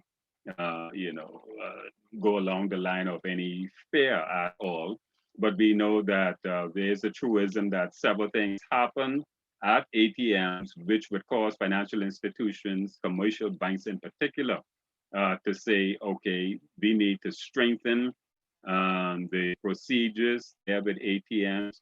We need to make sure that our cameras are working properly and that in terms of identification theft that we spoke about last week, that persons, transact business properly, a myriad of concerns. Thank you so much for sharing that from a commercial bank perspective.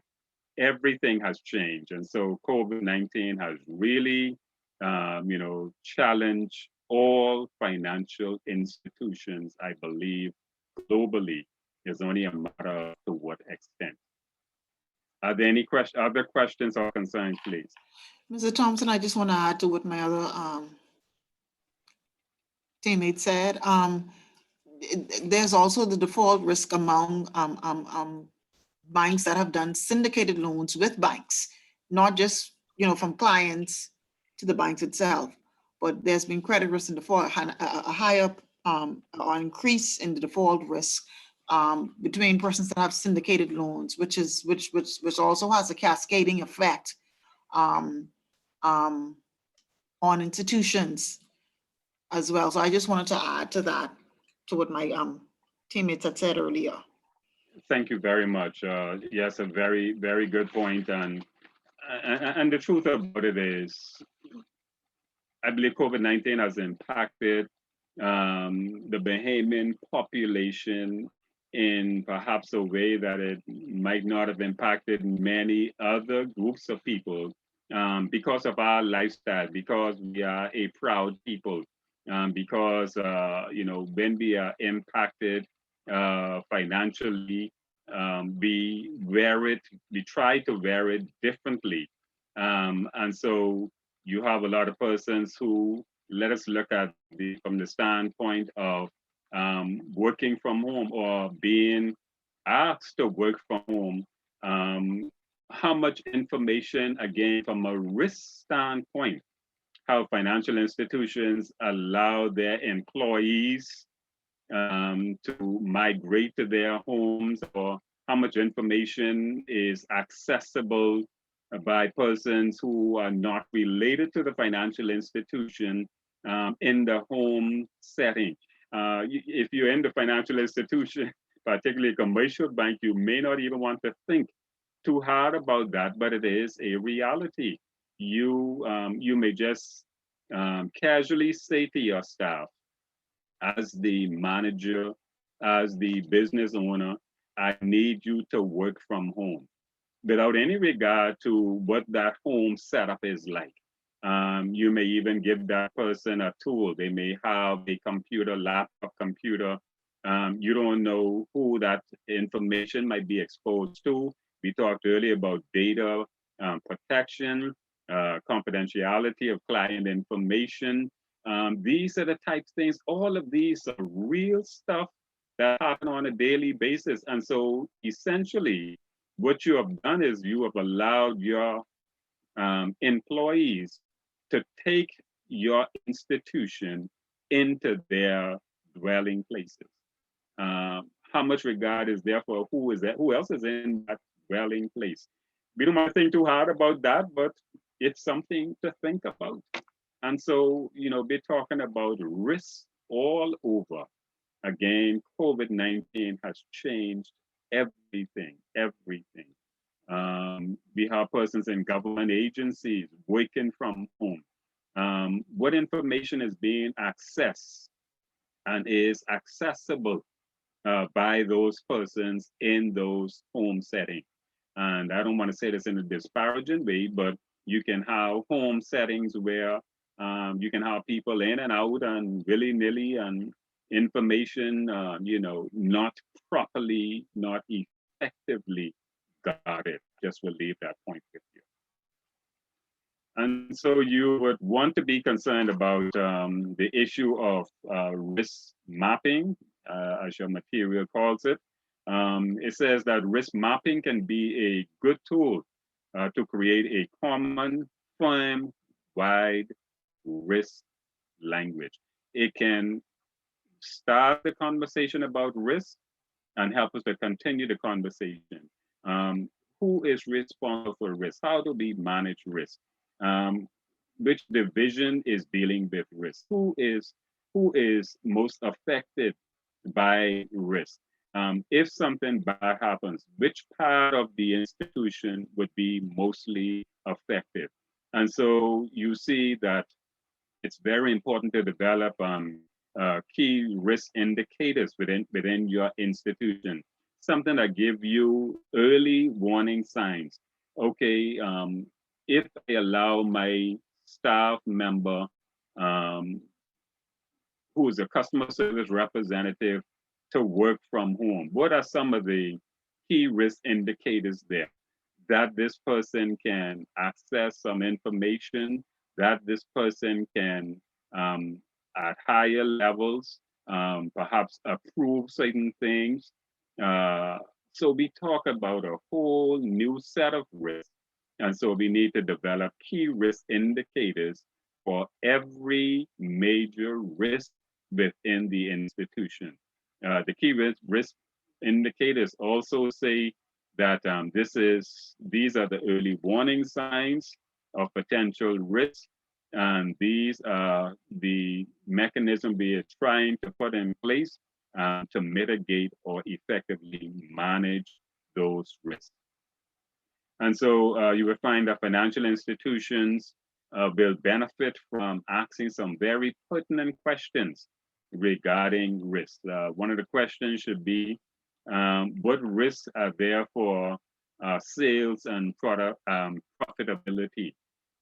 If you have a financial institution that has not given due regard to the impact of certain risks on sales and its level of productivity and profitability, that institution is already in trouble. Another important question is, what should be the next investment and possible problems? For institutions that might be thinking, okay, should we go in a different direction? Should we add to our product line? Should we explore new avenues? Should we look at new revenue streams?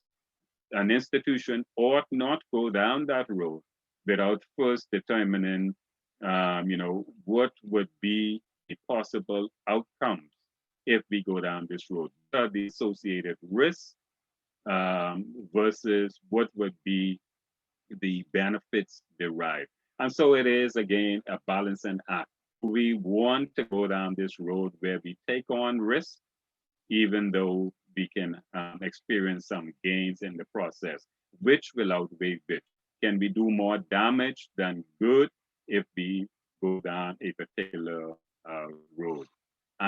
Once again, the compliance professional is the person best suited to guide the institution along these lines. Yes, we know that you, senior management, you're thinking about, exploring new revenue streams, but perhaps you need to give due consideration to the risk. And let's do a cost benefit analysis. How much would we have to spend to explore these new things? What are the risks associated with it? What can be the possible losses? Can we end up losing more than we invest in these new ventures? All of these are things that you as the compliance professional ought to be thinking about. Remember now, risk management is a holistic approach. Everyone in the institution ought to be thinking about risk and determining to some extent whether or not it could happen, would happen, and if it does happen, what would be the impact on our institution? Are there any further questions or concerns? Let us take another look at this aspect of risk awareness. How aware would you say is your institution about risk? How aware is your senior management / your board about risk? Is risk something that you think your board / senior management talk about in their meetings? Risk awareness should be top down and bottom up. It should be something that senior management talks about. They assess, they make informed decisions based on information you, the compliance professional, would have provided to them, decide on the risk appetite, the course of action, the risk tolerance, send that information down, and senior management should also expect that relevant information pertinent to how we manage risk and what risks face our institution ought to be sent upward. And so senior management ought to be receptive to the obtaining information on risks facing the institution so that they can determine how best those risks can be managed. And your material said somewhere that the chief executive officers should talk about risks just as much as they talk about profitability. And so when you hear discussions at the board level, the discussion should not only be about the profit margin. It should not only be about the bottom line and how we can make more money. It ought also to be about the real risks our institution face and how we can go about managing those risks. At the end of the day, if you manage the risk properly, your profit margin is likely to improve. The converse is also true. Financial institutions, you as the compliance professional in particular, should, as I said earlier, scan the risk horizon and try to determine which risks are out there, prioritize which ones may have a propensity for developing, and if they do develop, how do we go about managing the risk? Any other questions or concerns, please, before we go into understanding risk? And again, too, share your collective, let us share our collective experiences, and perhaps your sharing will perhaps even last longer than some of the material in the books when we talk about real life scenarios. Any questions or concerns, please, on risk appetite and risk stewardship and risk mapping? Any questions, concerns, or comments, please?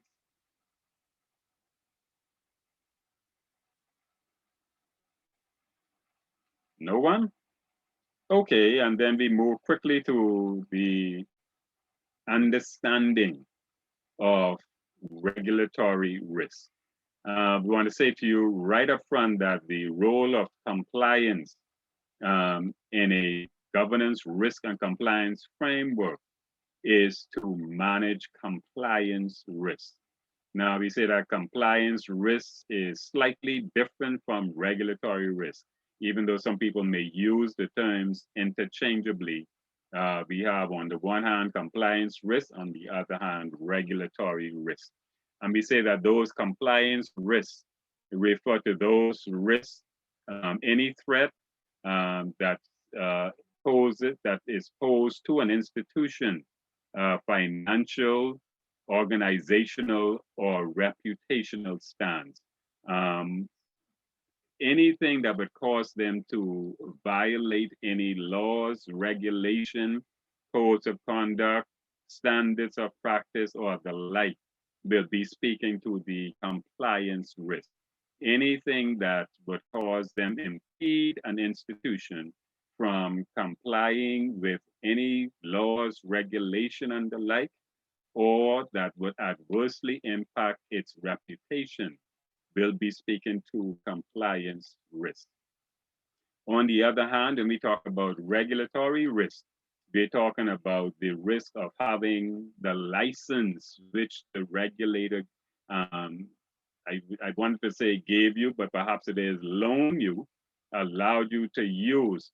What is the likelihood that that license can be suspended, revoked, taken from you because you have not met certain conditions? That's the regulatory of risk. And so we know that regulators have the wherewithal to determine whether your institution operates or not. So imagine you outfitting your institution with lavish accommodations and you not living up to your regulatory obligations. Your license can be suspended and afterwards revoked. And so an institution would want to be very concerned about the risk associated with its operation, that it adheres to and complies with laws, regulation, codes of practice is very important for the compliance risk, and that it does everything possible to meet the conditions that the regulators lay out is important when you're speaking of regulatory risk. Are there any concerns or questions? And when we talk about risk from the standpoint of the regulator, we mentioned 2 sessions ago that it would be very instructive for every institution to continue to build a good relationship with the regulator, build a good rapport with the regulator. That is very, very instructive. On an ongoing basis, your regulator can provide very pertinent information on the way forward. If you have a good rapport with the regulator, you may even get a sense of things that may be coming down the chain. If you are sensitive to what the regulator is doing, reading regulatory announcements, participating in any sessions put forward by the regulators, all these things are very important towards the risk management process, because it helps you to understand your regulator. And when you understand your regulator, you're in a better position to comply with the obligations of that regulatory agency. Any other questions or concerns? Does someone have any experience with the benefits of engaging the regulator, understanding things from a regulatory standpoint, and how it might be useful to keep a good rapport with the regulator? Somebody want to share on that point, please?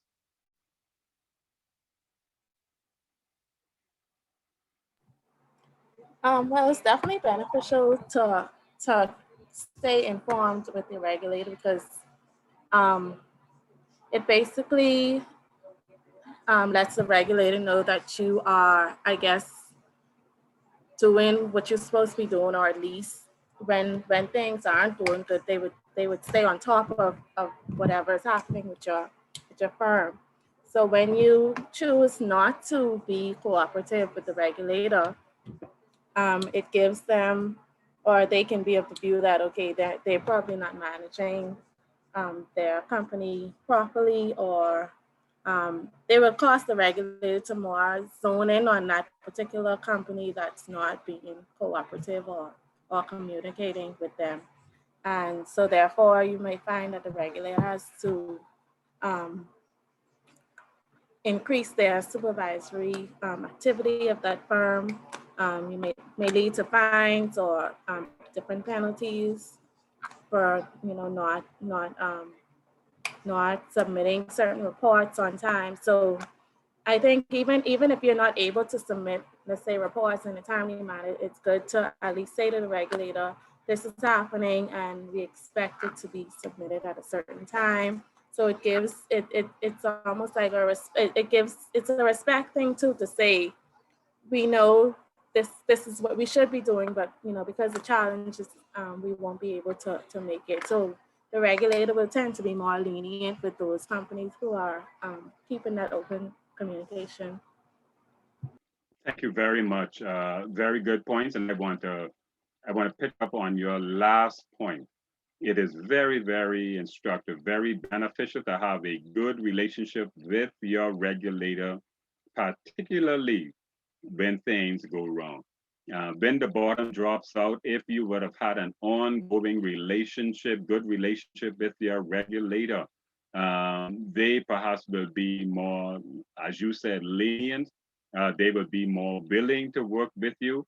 Don't get me wrong, there are some real consequences for some things which happen in financial institutions. But if you have a good relationship with the regulator, they will be more apt to work with you. And to think of it from a more proactive perspective, the regulator can guide you into ways which will lead to a higher level of compliance. Thank you very much for those points. And it only leaves me to add to that how important it is to also build a good relationship with persons in the financial intelligence unit. Now, I know that some persons may believe that, oh, those persons over there, no, they are rigid and they are militant and they don't engage, they're not engaging. No, you would find that your financial institution, you as a compliance professional, and notice I'm calling you that today, even before you finish this course, because you are. You as a compliance professional, you would find that it's very beneficial, if possible, and it is, to build a relationship, get to know persons in the FIU. They can assist you with some typologies. They can assist you when it comes to trying to flesh out what might be suspicious, what might not be suspicious in this new COVID-19 environment. You may find that it's very useful to build a relationship with all law enforcement agencies, including the Financial Intelligence Unit. Thank you very much for those points. Are there any other points on the importance of building good relationship with the regulator?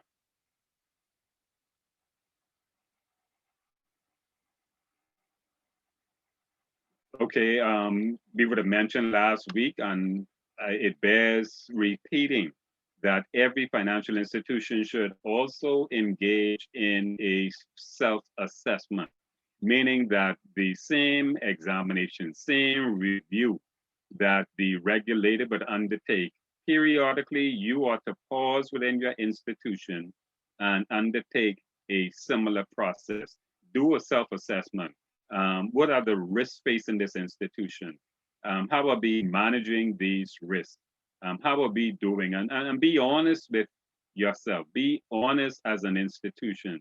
Look at which risks you may not be managing well, with a view to putting measures in place, strengthening your systems and control with a view to more effectively managing those risks, those which you are managing fairly well. You would want to keep an eye on those sets to make sure that there's no slippage as you go along. But it's very, very important to do self-assessment, and perhaps that is something that you want to engage the regulator on. Perhaps ahead of a review, you may, if you have a good enough relationship with them, ask for advice on how you may more effectively manage some risk. Regulators will be open to things like that. And as was mentioned a few minutes ago, the regulators would perhaps look favorably on an institution who is deemed to be taking its regulatory responsibility very seriously. Any other questions or concerns, please?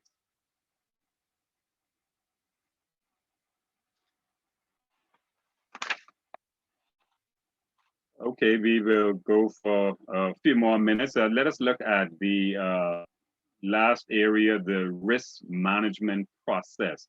How do we go about managing the risk altogether? How do we go about actually putting into practice what might be a policy document, or might even be a vision statement that we do not tolerate risk, or we be a risk averse? That might be in the mind of senior management. But how do you go about fleshing that out on a daily basis, letting all staff members know that you are minded as senior management to ensuring that risks are managed effectively? And so let us look at the risk management process. First of all, let us take another quick look at, what is risk management? Obviously, I mean, it's basically self-explanatory. It says that you're looking at putting measures in place, the best measures in place to effectively manage the risk that your institution face on a daily basis. And so the role of risk management has evolved over the years. There were times in the past when most institutions will probably look back at the previous year and say, let us look at how we manage risk in 2020. Let us look and see how we managed risk last year. The progressive financial institution will not just look back at how risk was managed in the past. More importantly, that institution that is on the cutting edge will perhaps be thinking of how can we go about managing risk more effectively in this new year. And so that's where we are. Where financial institutions are not looking back, even though you can use that as a measuring point, even though you can learn from some mistakes, even though there's some lessons to be learned from what occurred last year, it is perhaps more beneficial to think about what can we do to have more wins this year in terms of how we manage risk. And so, and this is done by identifying the risk on an ongoing basis. Remember what I said over and over, risks constantly change. Further to that point, what might have been a high risk at one point in time may now be deemed a low risk. And so when you talk about risk-based approach to managing risk, you use your resources in such a way where you are managing those risks which have a greater propensity to occur, or which can cause the most damage. You would put more emphasis on those risks as opposed to risks which are less likely to occur. And when they do occur, the impact is not as great.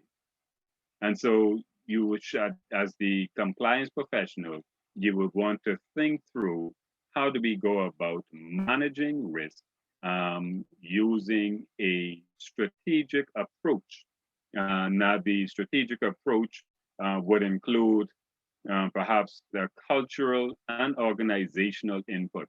Yes, we know that our institution face risk, but we want to create a culture where everybody in the institution is concerned about mitigating those risks, trying to avoid those risks from occurring, trying to minimize the opportunity that those risks would materialize. And so everybody within the institution will be engaging in what you may want to call a loss mitigation process. We want to minimize any losses. We know that realistically, we may not be able to get away with eliminating all the risks or the losses that our institution may face this year, but we want to bring it to the bare minimum. We want to minimize the losses our institution would face this year by the risks associated with our products, the risks associated with our services, the risks associated with our environment, the risks associated with particularly those institutions that have cross-border transactions, risks associated with those things, but we want to manage them effectively. Any questions or concerns so far on the risk management process?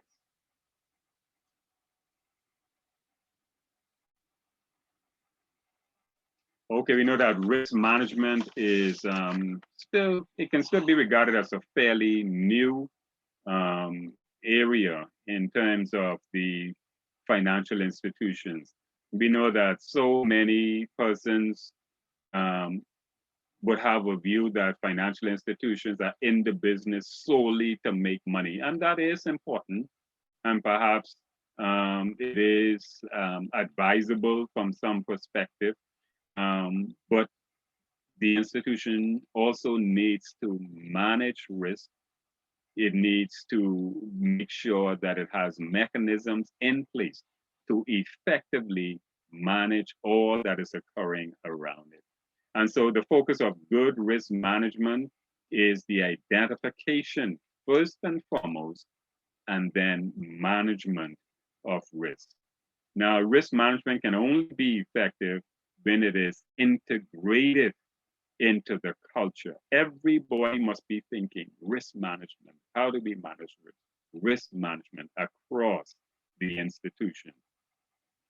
We said earlier, and I think it's bear repeating, that the responsibility for managing risk is everybody's. It is a shared responsibility. And it really should be incorporated into the conceptual stage of any project, any new work, any new area that the institution proposes to go into. You ought to think first and foremost, what are the associated risks? Can we manage them? Do we want to manage them? Those are the type questions that ought to be asked. And so any questions or concerns at this point? Any other comments on risk management? Persons who might have been in the risk management chair for some time?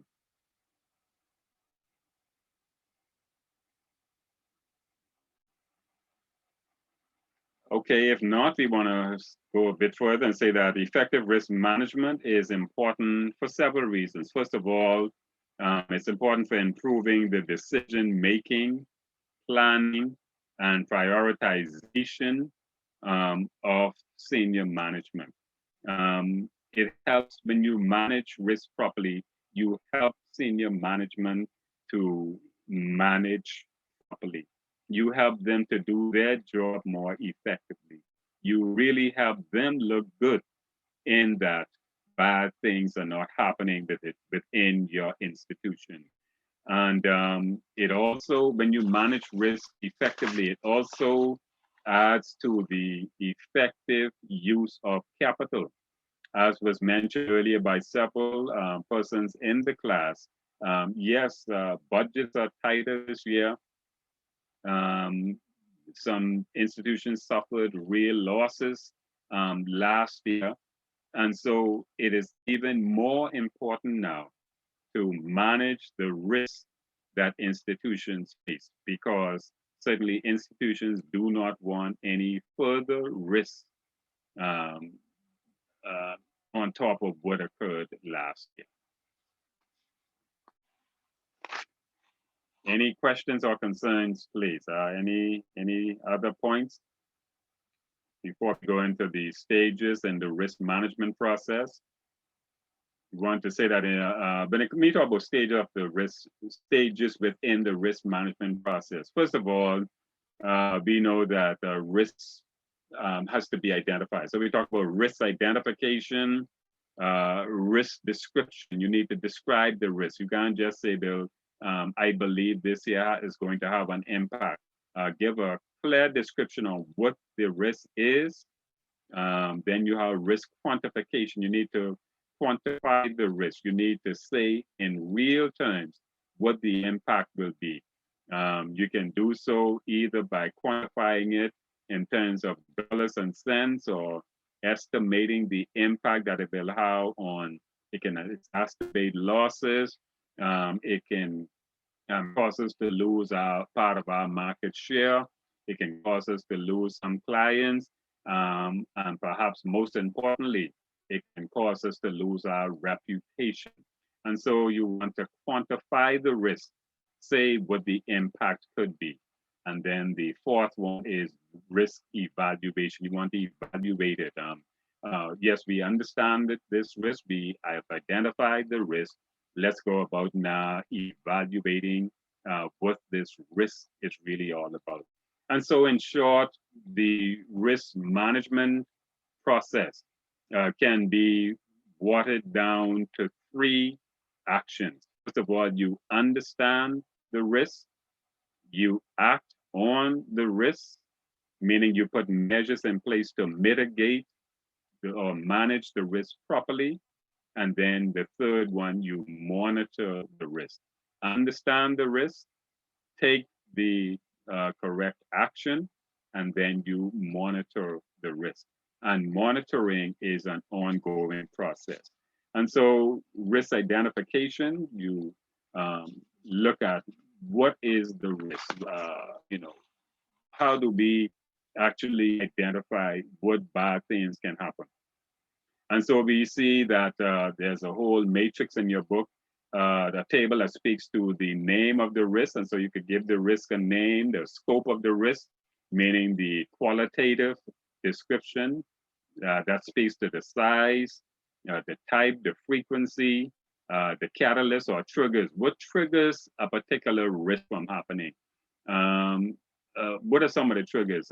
Is it that, something like COVID-19, what are the what triggers did that bring to your institution? What is the nature of the risk, whether it's operational, reputational, compliance risk, legal risk? What is the nature of the risk? And then you have to look at stakeholders. What the risk impact if they materialize? When bad things happen, who is most affected? And as for the stakeholders, what are the realistic expectations of the shareholders, the stakeholders, whether it is your shareholders or employees? How do these various stakeholders view risk? You, as the compliance person, you have an obligation to steer them in the right direction of knowing what the risks are, how to quantify or put a value on the risk, and perhaps most importantly, determining what the impact will be if the risk materializes. And then you talk about risk treatment and control. You're talking about that's the primary means of managing the risk, the level of confidence in existing controls. Do you have, as the compliance professional, do you have confidence in the measures that are in place to manage the risk? Then you have strategy, policy, and operational development. Has there been an identification of function responsible for developing strategy and managing the risk properly? And so when we look at risk estimation or quantification, you're talking about assessing the probability that an event will occur and the consequences that will be materialized if it does. The probability that something might happen and what are the consequences if it does happen. That's risk estimation or quantification. Any questions or concerns, please, or comments?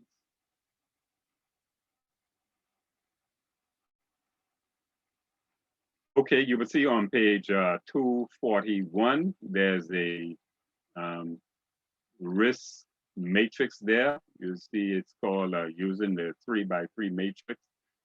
You will see that the risks there are categorized as high, medium, and low. That's on the probability side, meaning the likelihood that they would occur are deemed to be either high, medium, or low.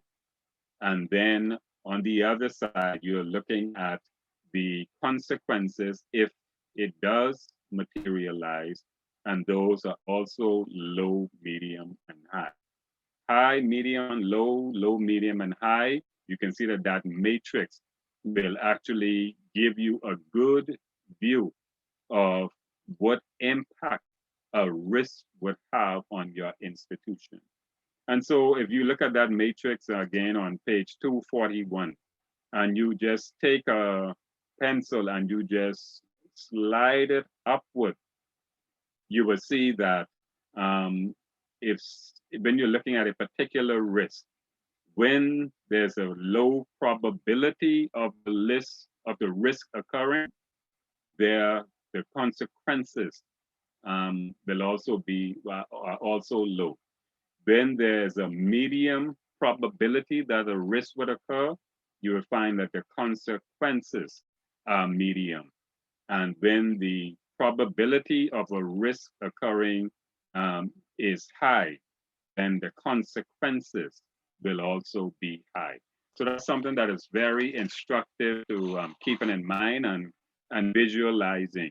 If something is more likely to occur, then the consequences associated with that is something that will have a greater impact on the institution. So risk evaluation, we talk about the process by which the financial institution analyzes all of the risks and decides which ones to accept and which ones to reject. That's a part of the risk evaluation. Which ones do you want? And obviously, this is based on the institution's risk appetite. It will determine that certain risks we will take on, other risks we will not take on. Some risks we are willing to manage, other risks, because we do not know that we can manage it effectively, we would try to mitigate or avoid those risks altogether. Any questions or concerns, please?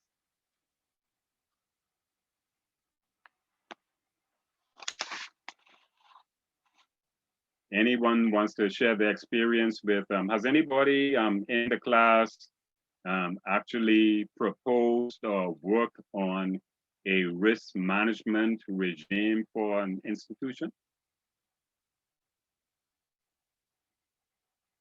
Or even had participated in discussions on how the risks can be managed, or identifying the risk or managing the risk, or just talking about risk? Anyone has any experience in that area that they wish to share with us?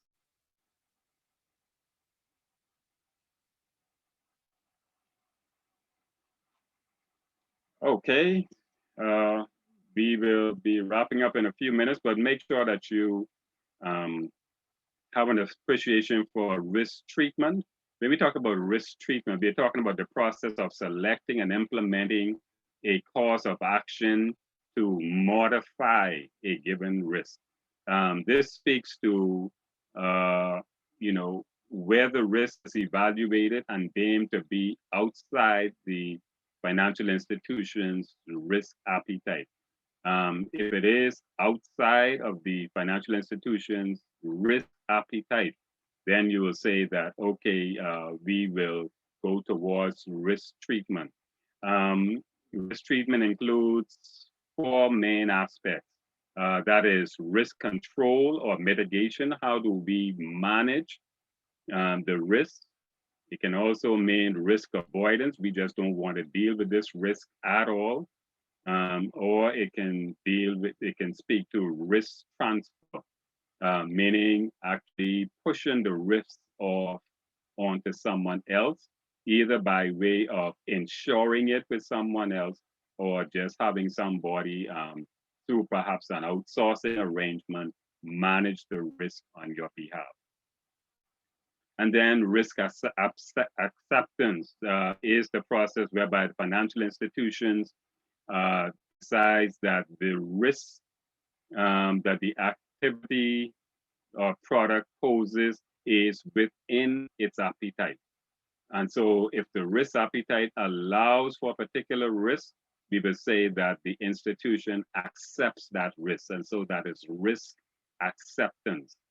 And then we have risk control or mitigation, where the institution decides that the risk is outside of its risk appetite. Then it tries its best to stay away from that risk, or it will try to reduce the risk as much as is humanly possible. And then, as we mentioned earlier, then you have the point of risk transfer, where financial institution would have an option to continue the activity or product to outsource the activity or take out a form of insurance to cover the possibility of the risk materializing. So you don't take on the risk yourself. Personally, you pass it off on to someone else. However, once that occurs, you are still accountable. Remember, I said very early in this session, you can assign a task, you can delegate a task, but you as the financial institution remain accountable for the outcome of certain actions. And then we have the final one, which is risk avoidance. This is where the financial institution has the option, they assess the risk and say that the risk is too great, and it decides to withdraw or stay away from the risk altogether. And so, in short, you have 4 options, which your material refers to as the 4 T's. You can tolerate the risk, which speaks to risk tolerance. You can treat the risk, which means that you control the risk. You can transfer it to transferring the responsibility for managing it to someone else, or you can terminate or avoid it altogether. Any questions on any of those options, please?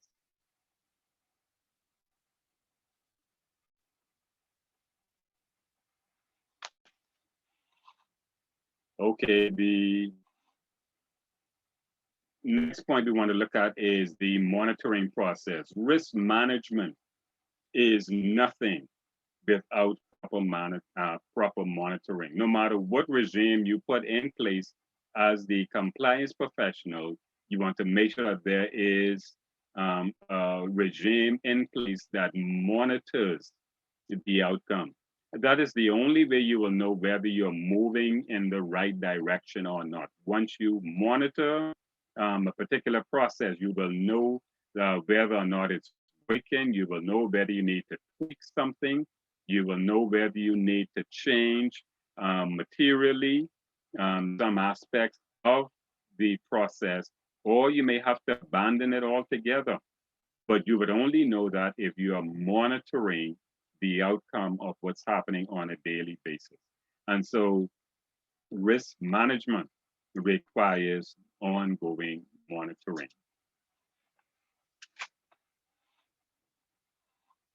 And then perhaps the last point we will look at is when you are looking at the risk management option, you would want to decide whether you want to go in the direction of a risk risk-based approach or cyclical approach to managing the risk. Now, when you talk about a risk-based approach, you're talking about risk identified as having the highest potential impact and probability. You would prioritize those ones and you would focus on those ones. Same thing with the politically exposed persons we talked about earlier. Because they pose a greater risk, you put more resources towards managing them. If you have some products that pose a greater risk, you will put more resources towards managing and controlling those products. That essentially is a risk-based approach. You would take your resources and put it allocated more heavily towards those risks that have a greater propensity to occur than those which do not.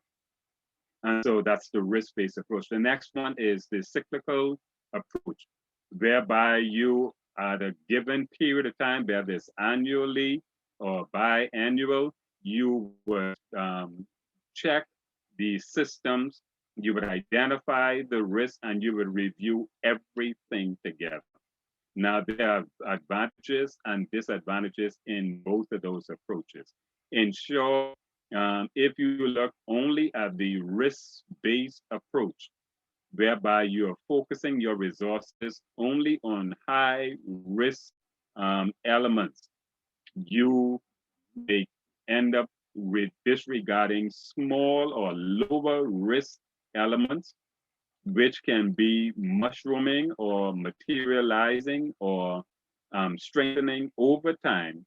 And those are the ones you have to be careful can cause damage to your institution. Meaning, if you categorize your risks and you say, okay, these are the high risk, while others are the low risk, you only need to look at the high risk, that is a mistake. Invariably, you will need to look at all of your risks. Risk-based, say you place more emphasis, you place more resources on the higher risk, but you should, over time, manage your whole risk portfolio.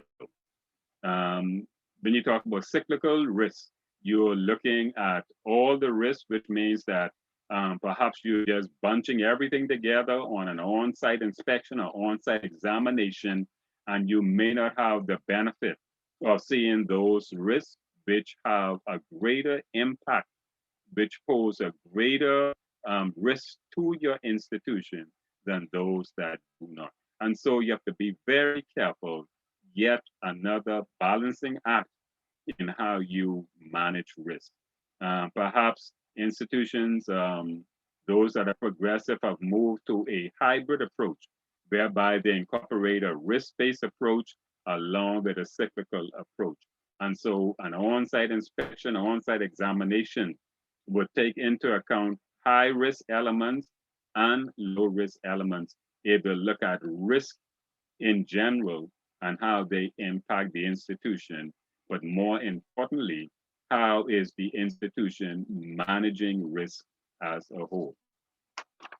Any questions or concerns, please?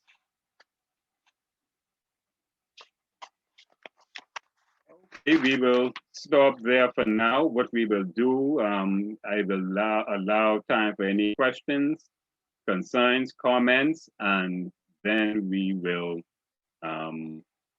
set aside all of the other points for our next session. Any questions, concerns, comments at this time on what we have discussed on the importance of managing risk effectively? Questions, concerns, comments, please.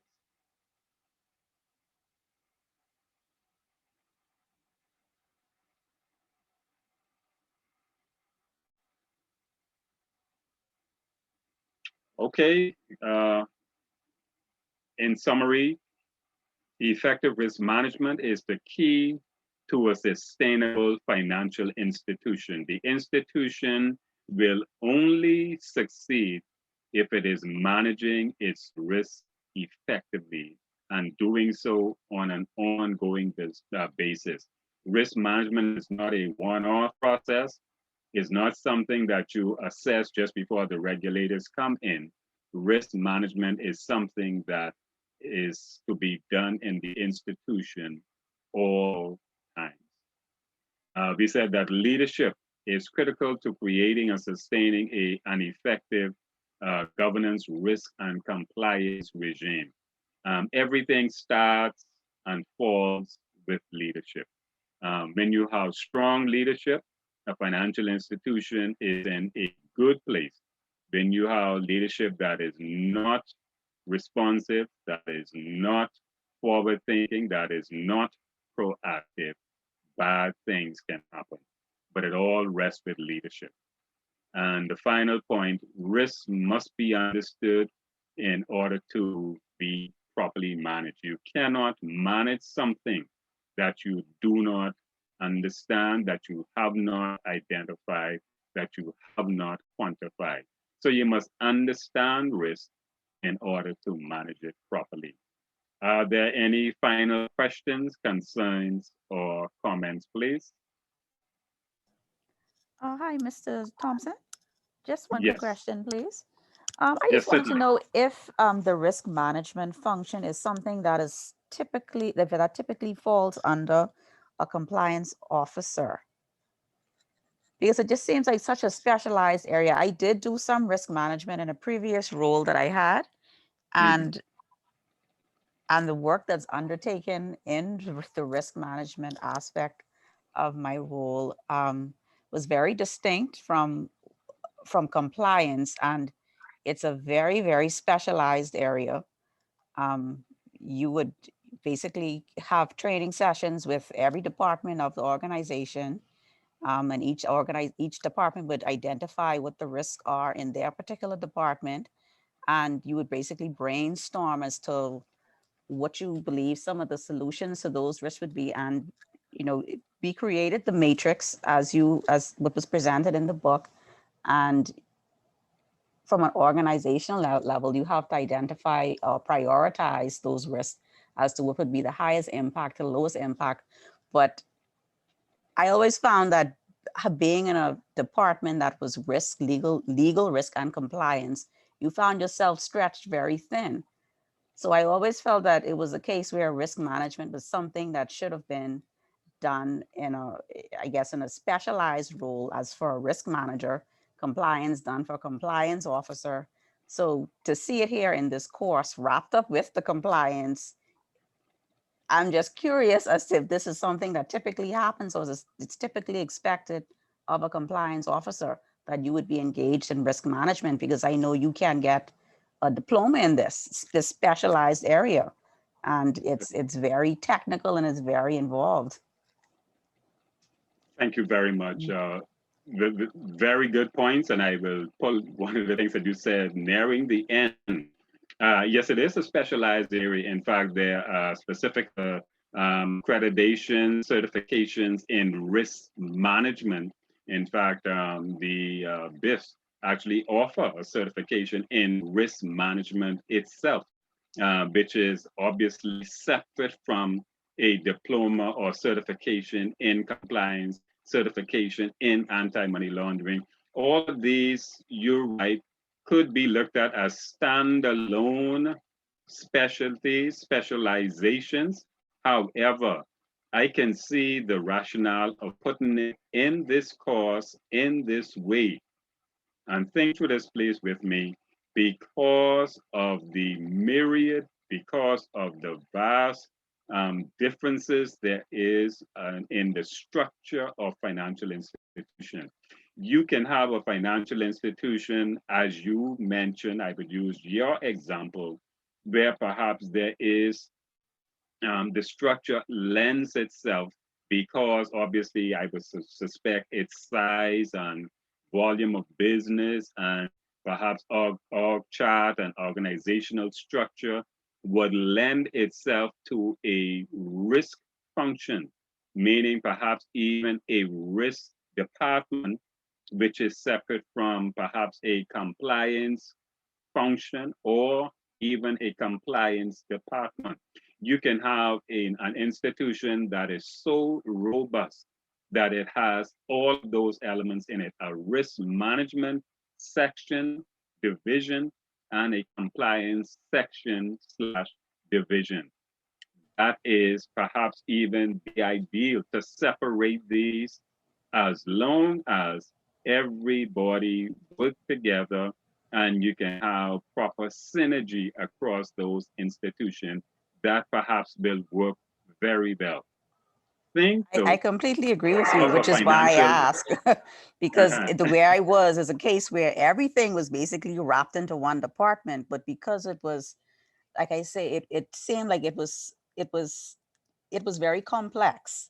So to me, it seemed as if it should have been Another something institution that that is is. so small that you are actually wearing 3 and 4 hats every day. You are wearing the hat of a risk manager. Right. You are wearing the hat of the risk of the compliance manager. You're wearing the hat of an MLRO. And think about it again, we see so much in the local context, in the Bahamian context, where you can have institutions where their structure allow for a compliance officer and a money laundering reporting officer being separate roles.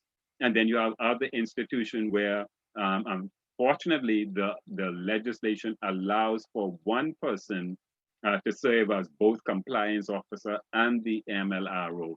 So the short answer to your question, it is really determined by the institution itself.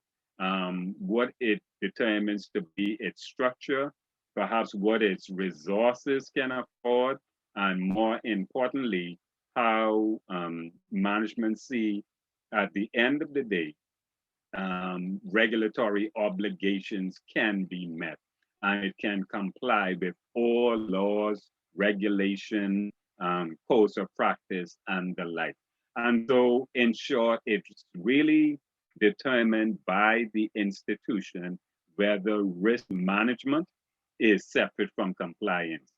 However, and this is the overriding point, I see it here in this material today because the compliance professional perhaps will invariably be the person who will end up tasked with these responsibility in the absence of a risk department or a risk manager or even somebody who's thinking about risk in the institution. It will fall to the compliance person. Therefore, I think it's very instructive for the compliance person to think about all of this that this year might be my scope of work.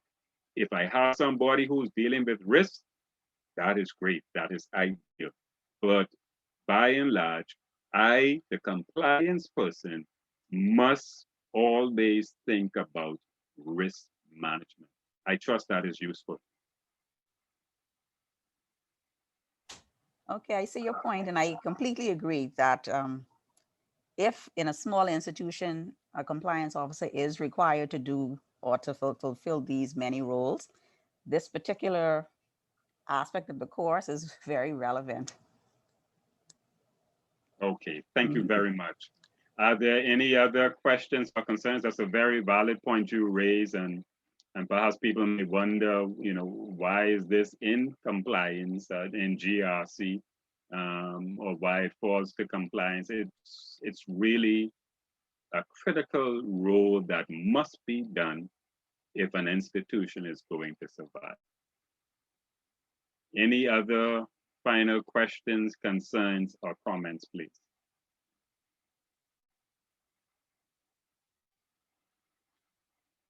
Okay, if not, we will take up next week dealing with, again, Unit 5, finishing off the core aspect of Unit 5, after which our final week,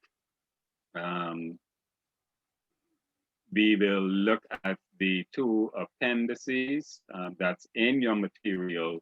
And if time permits, during our last week, we will dedicate some time to looking at the assignment. So let us, and can I ask this of you, please, between now and next week, make sure you have another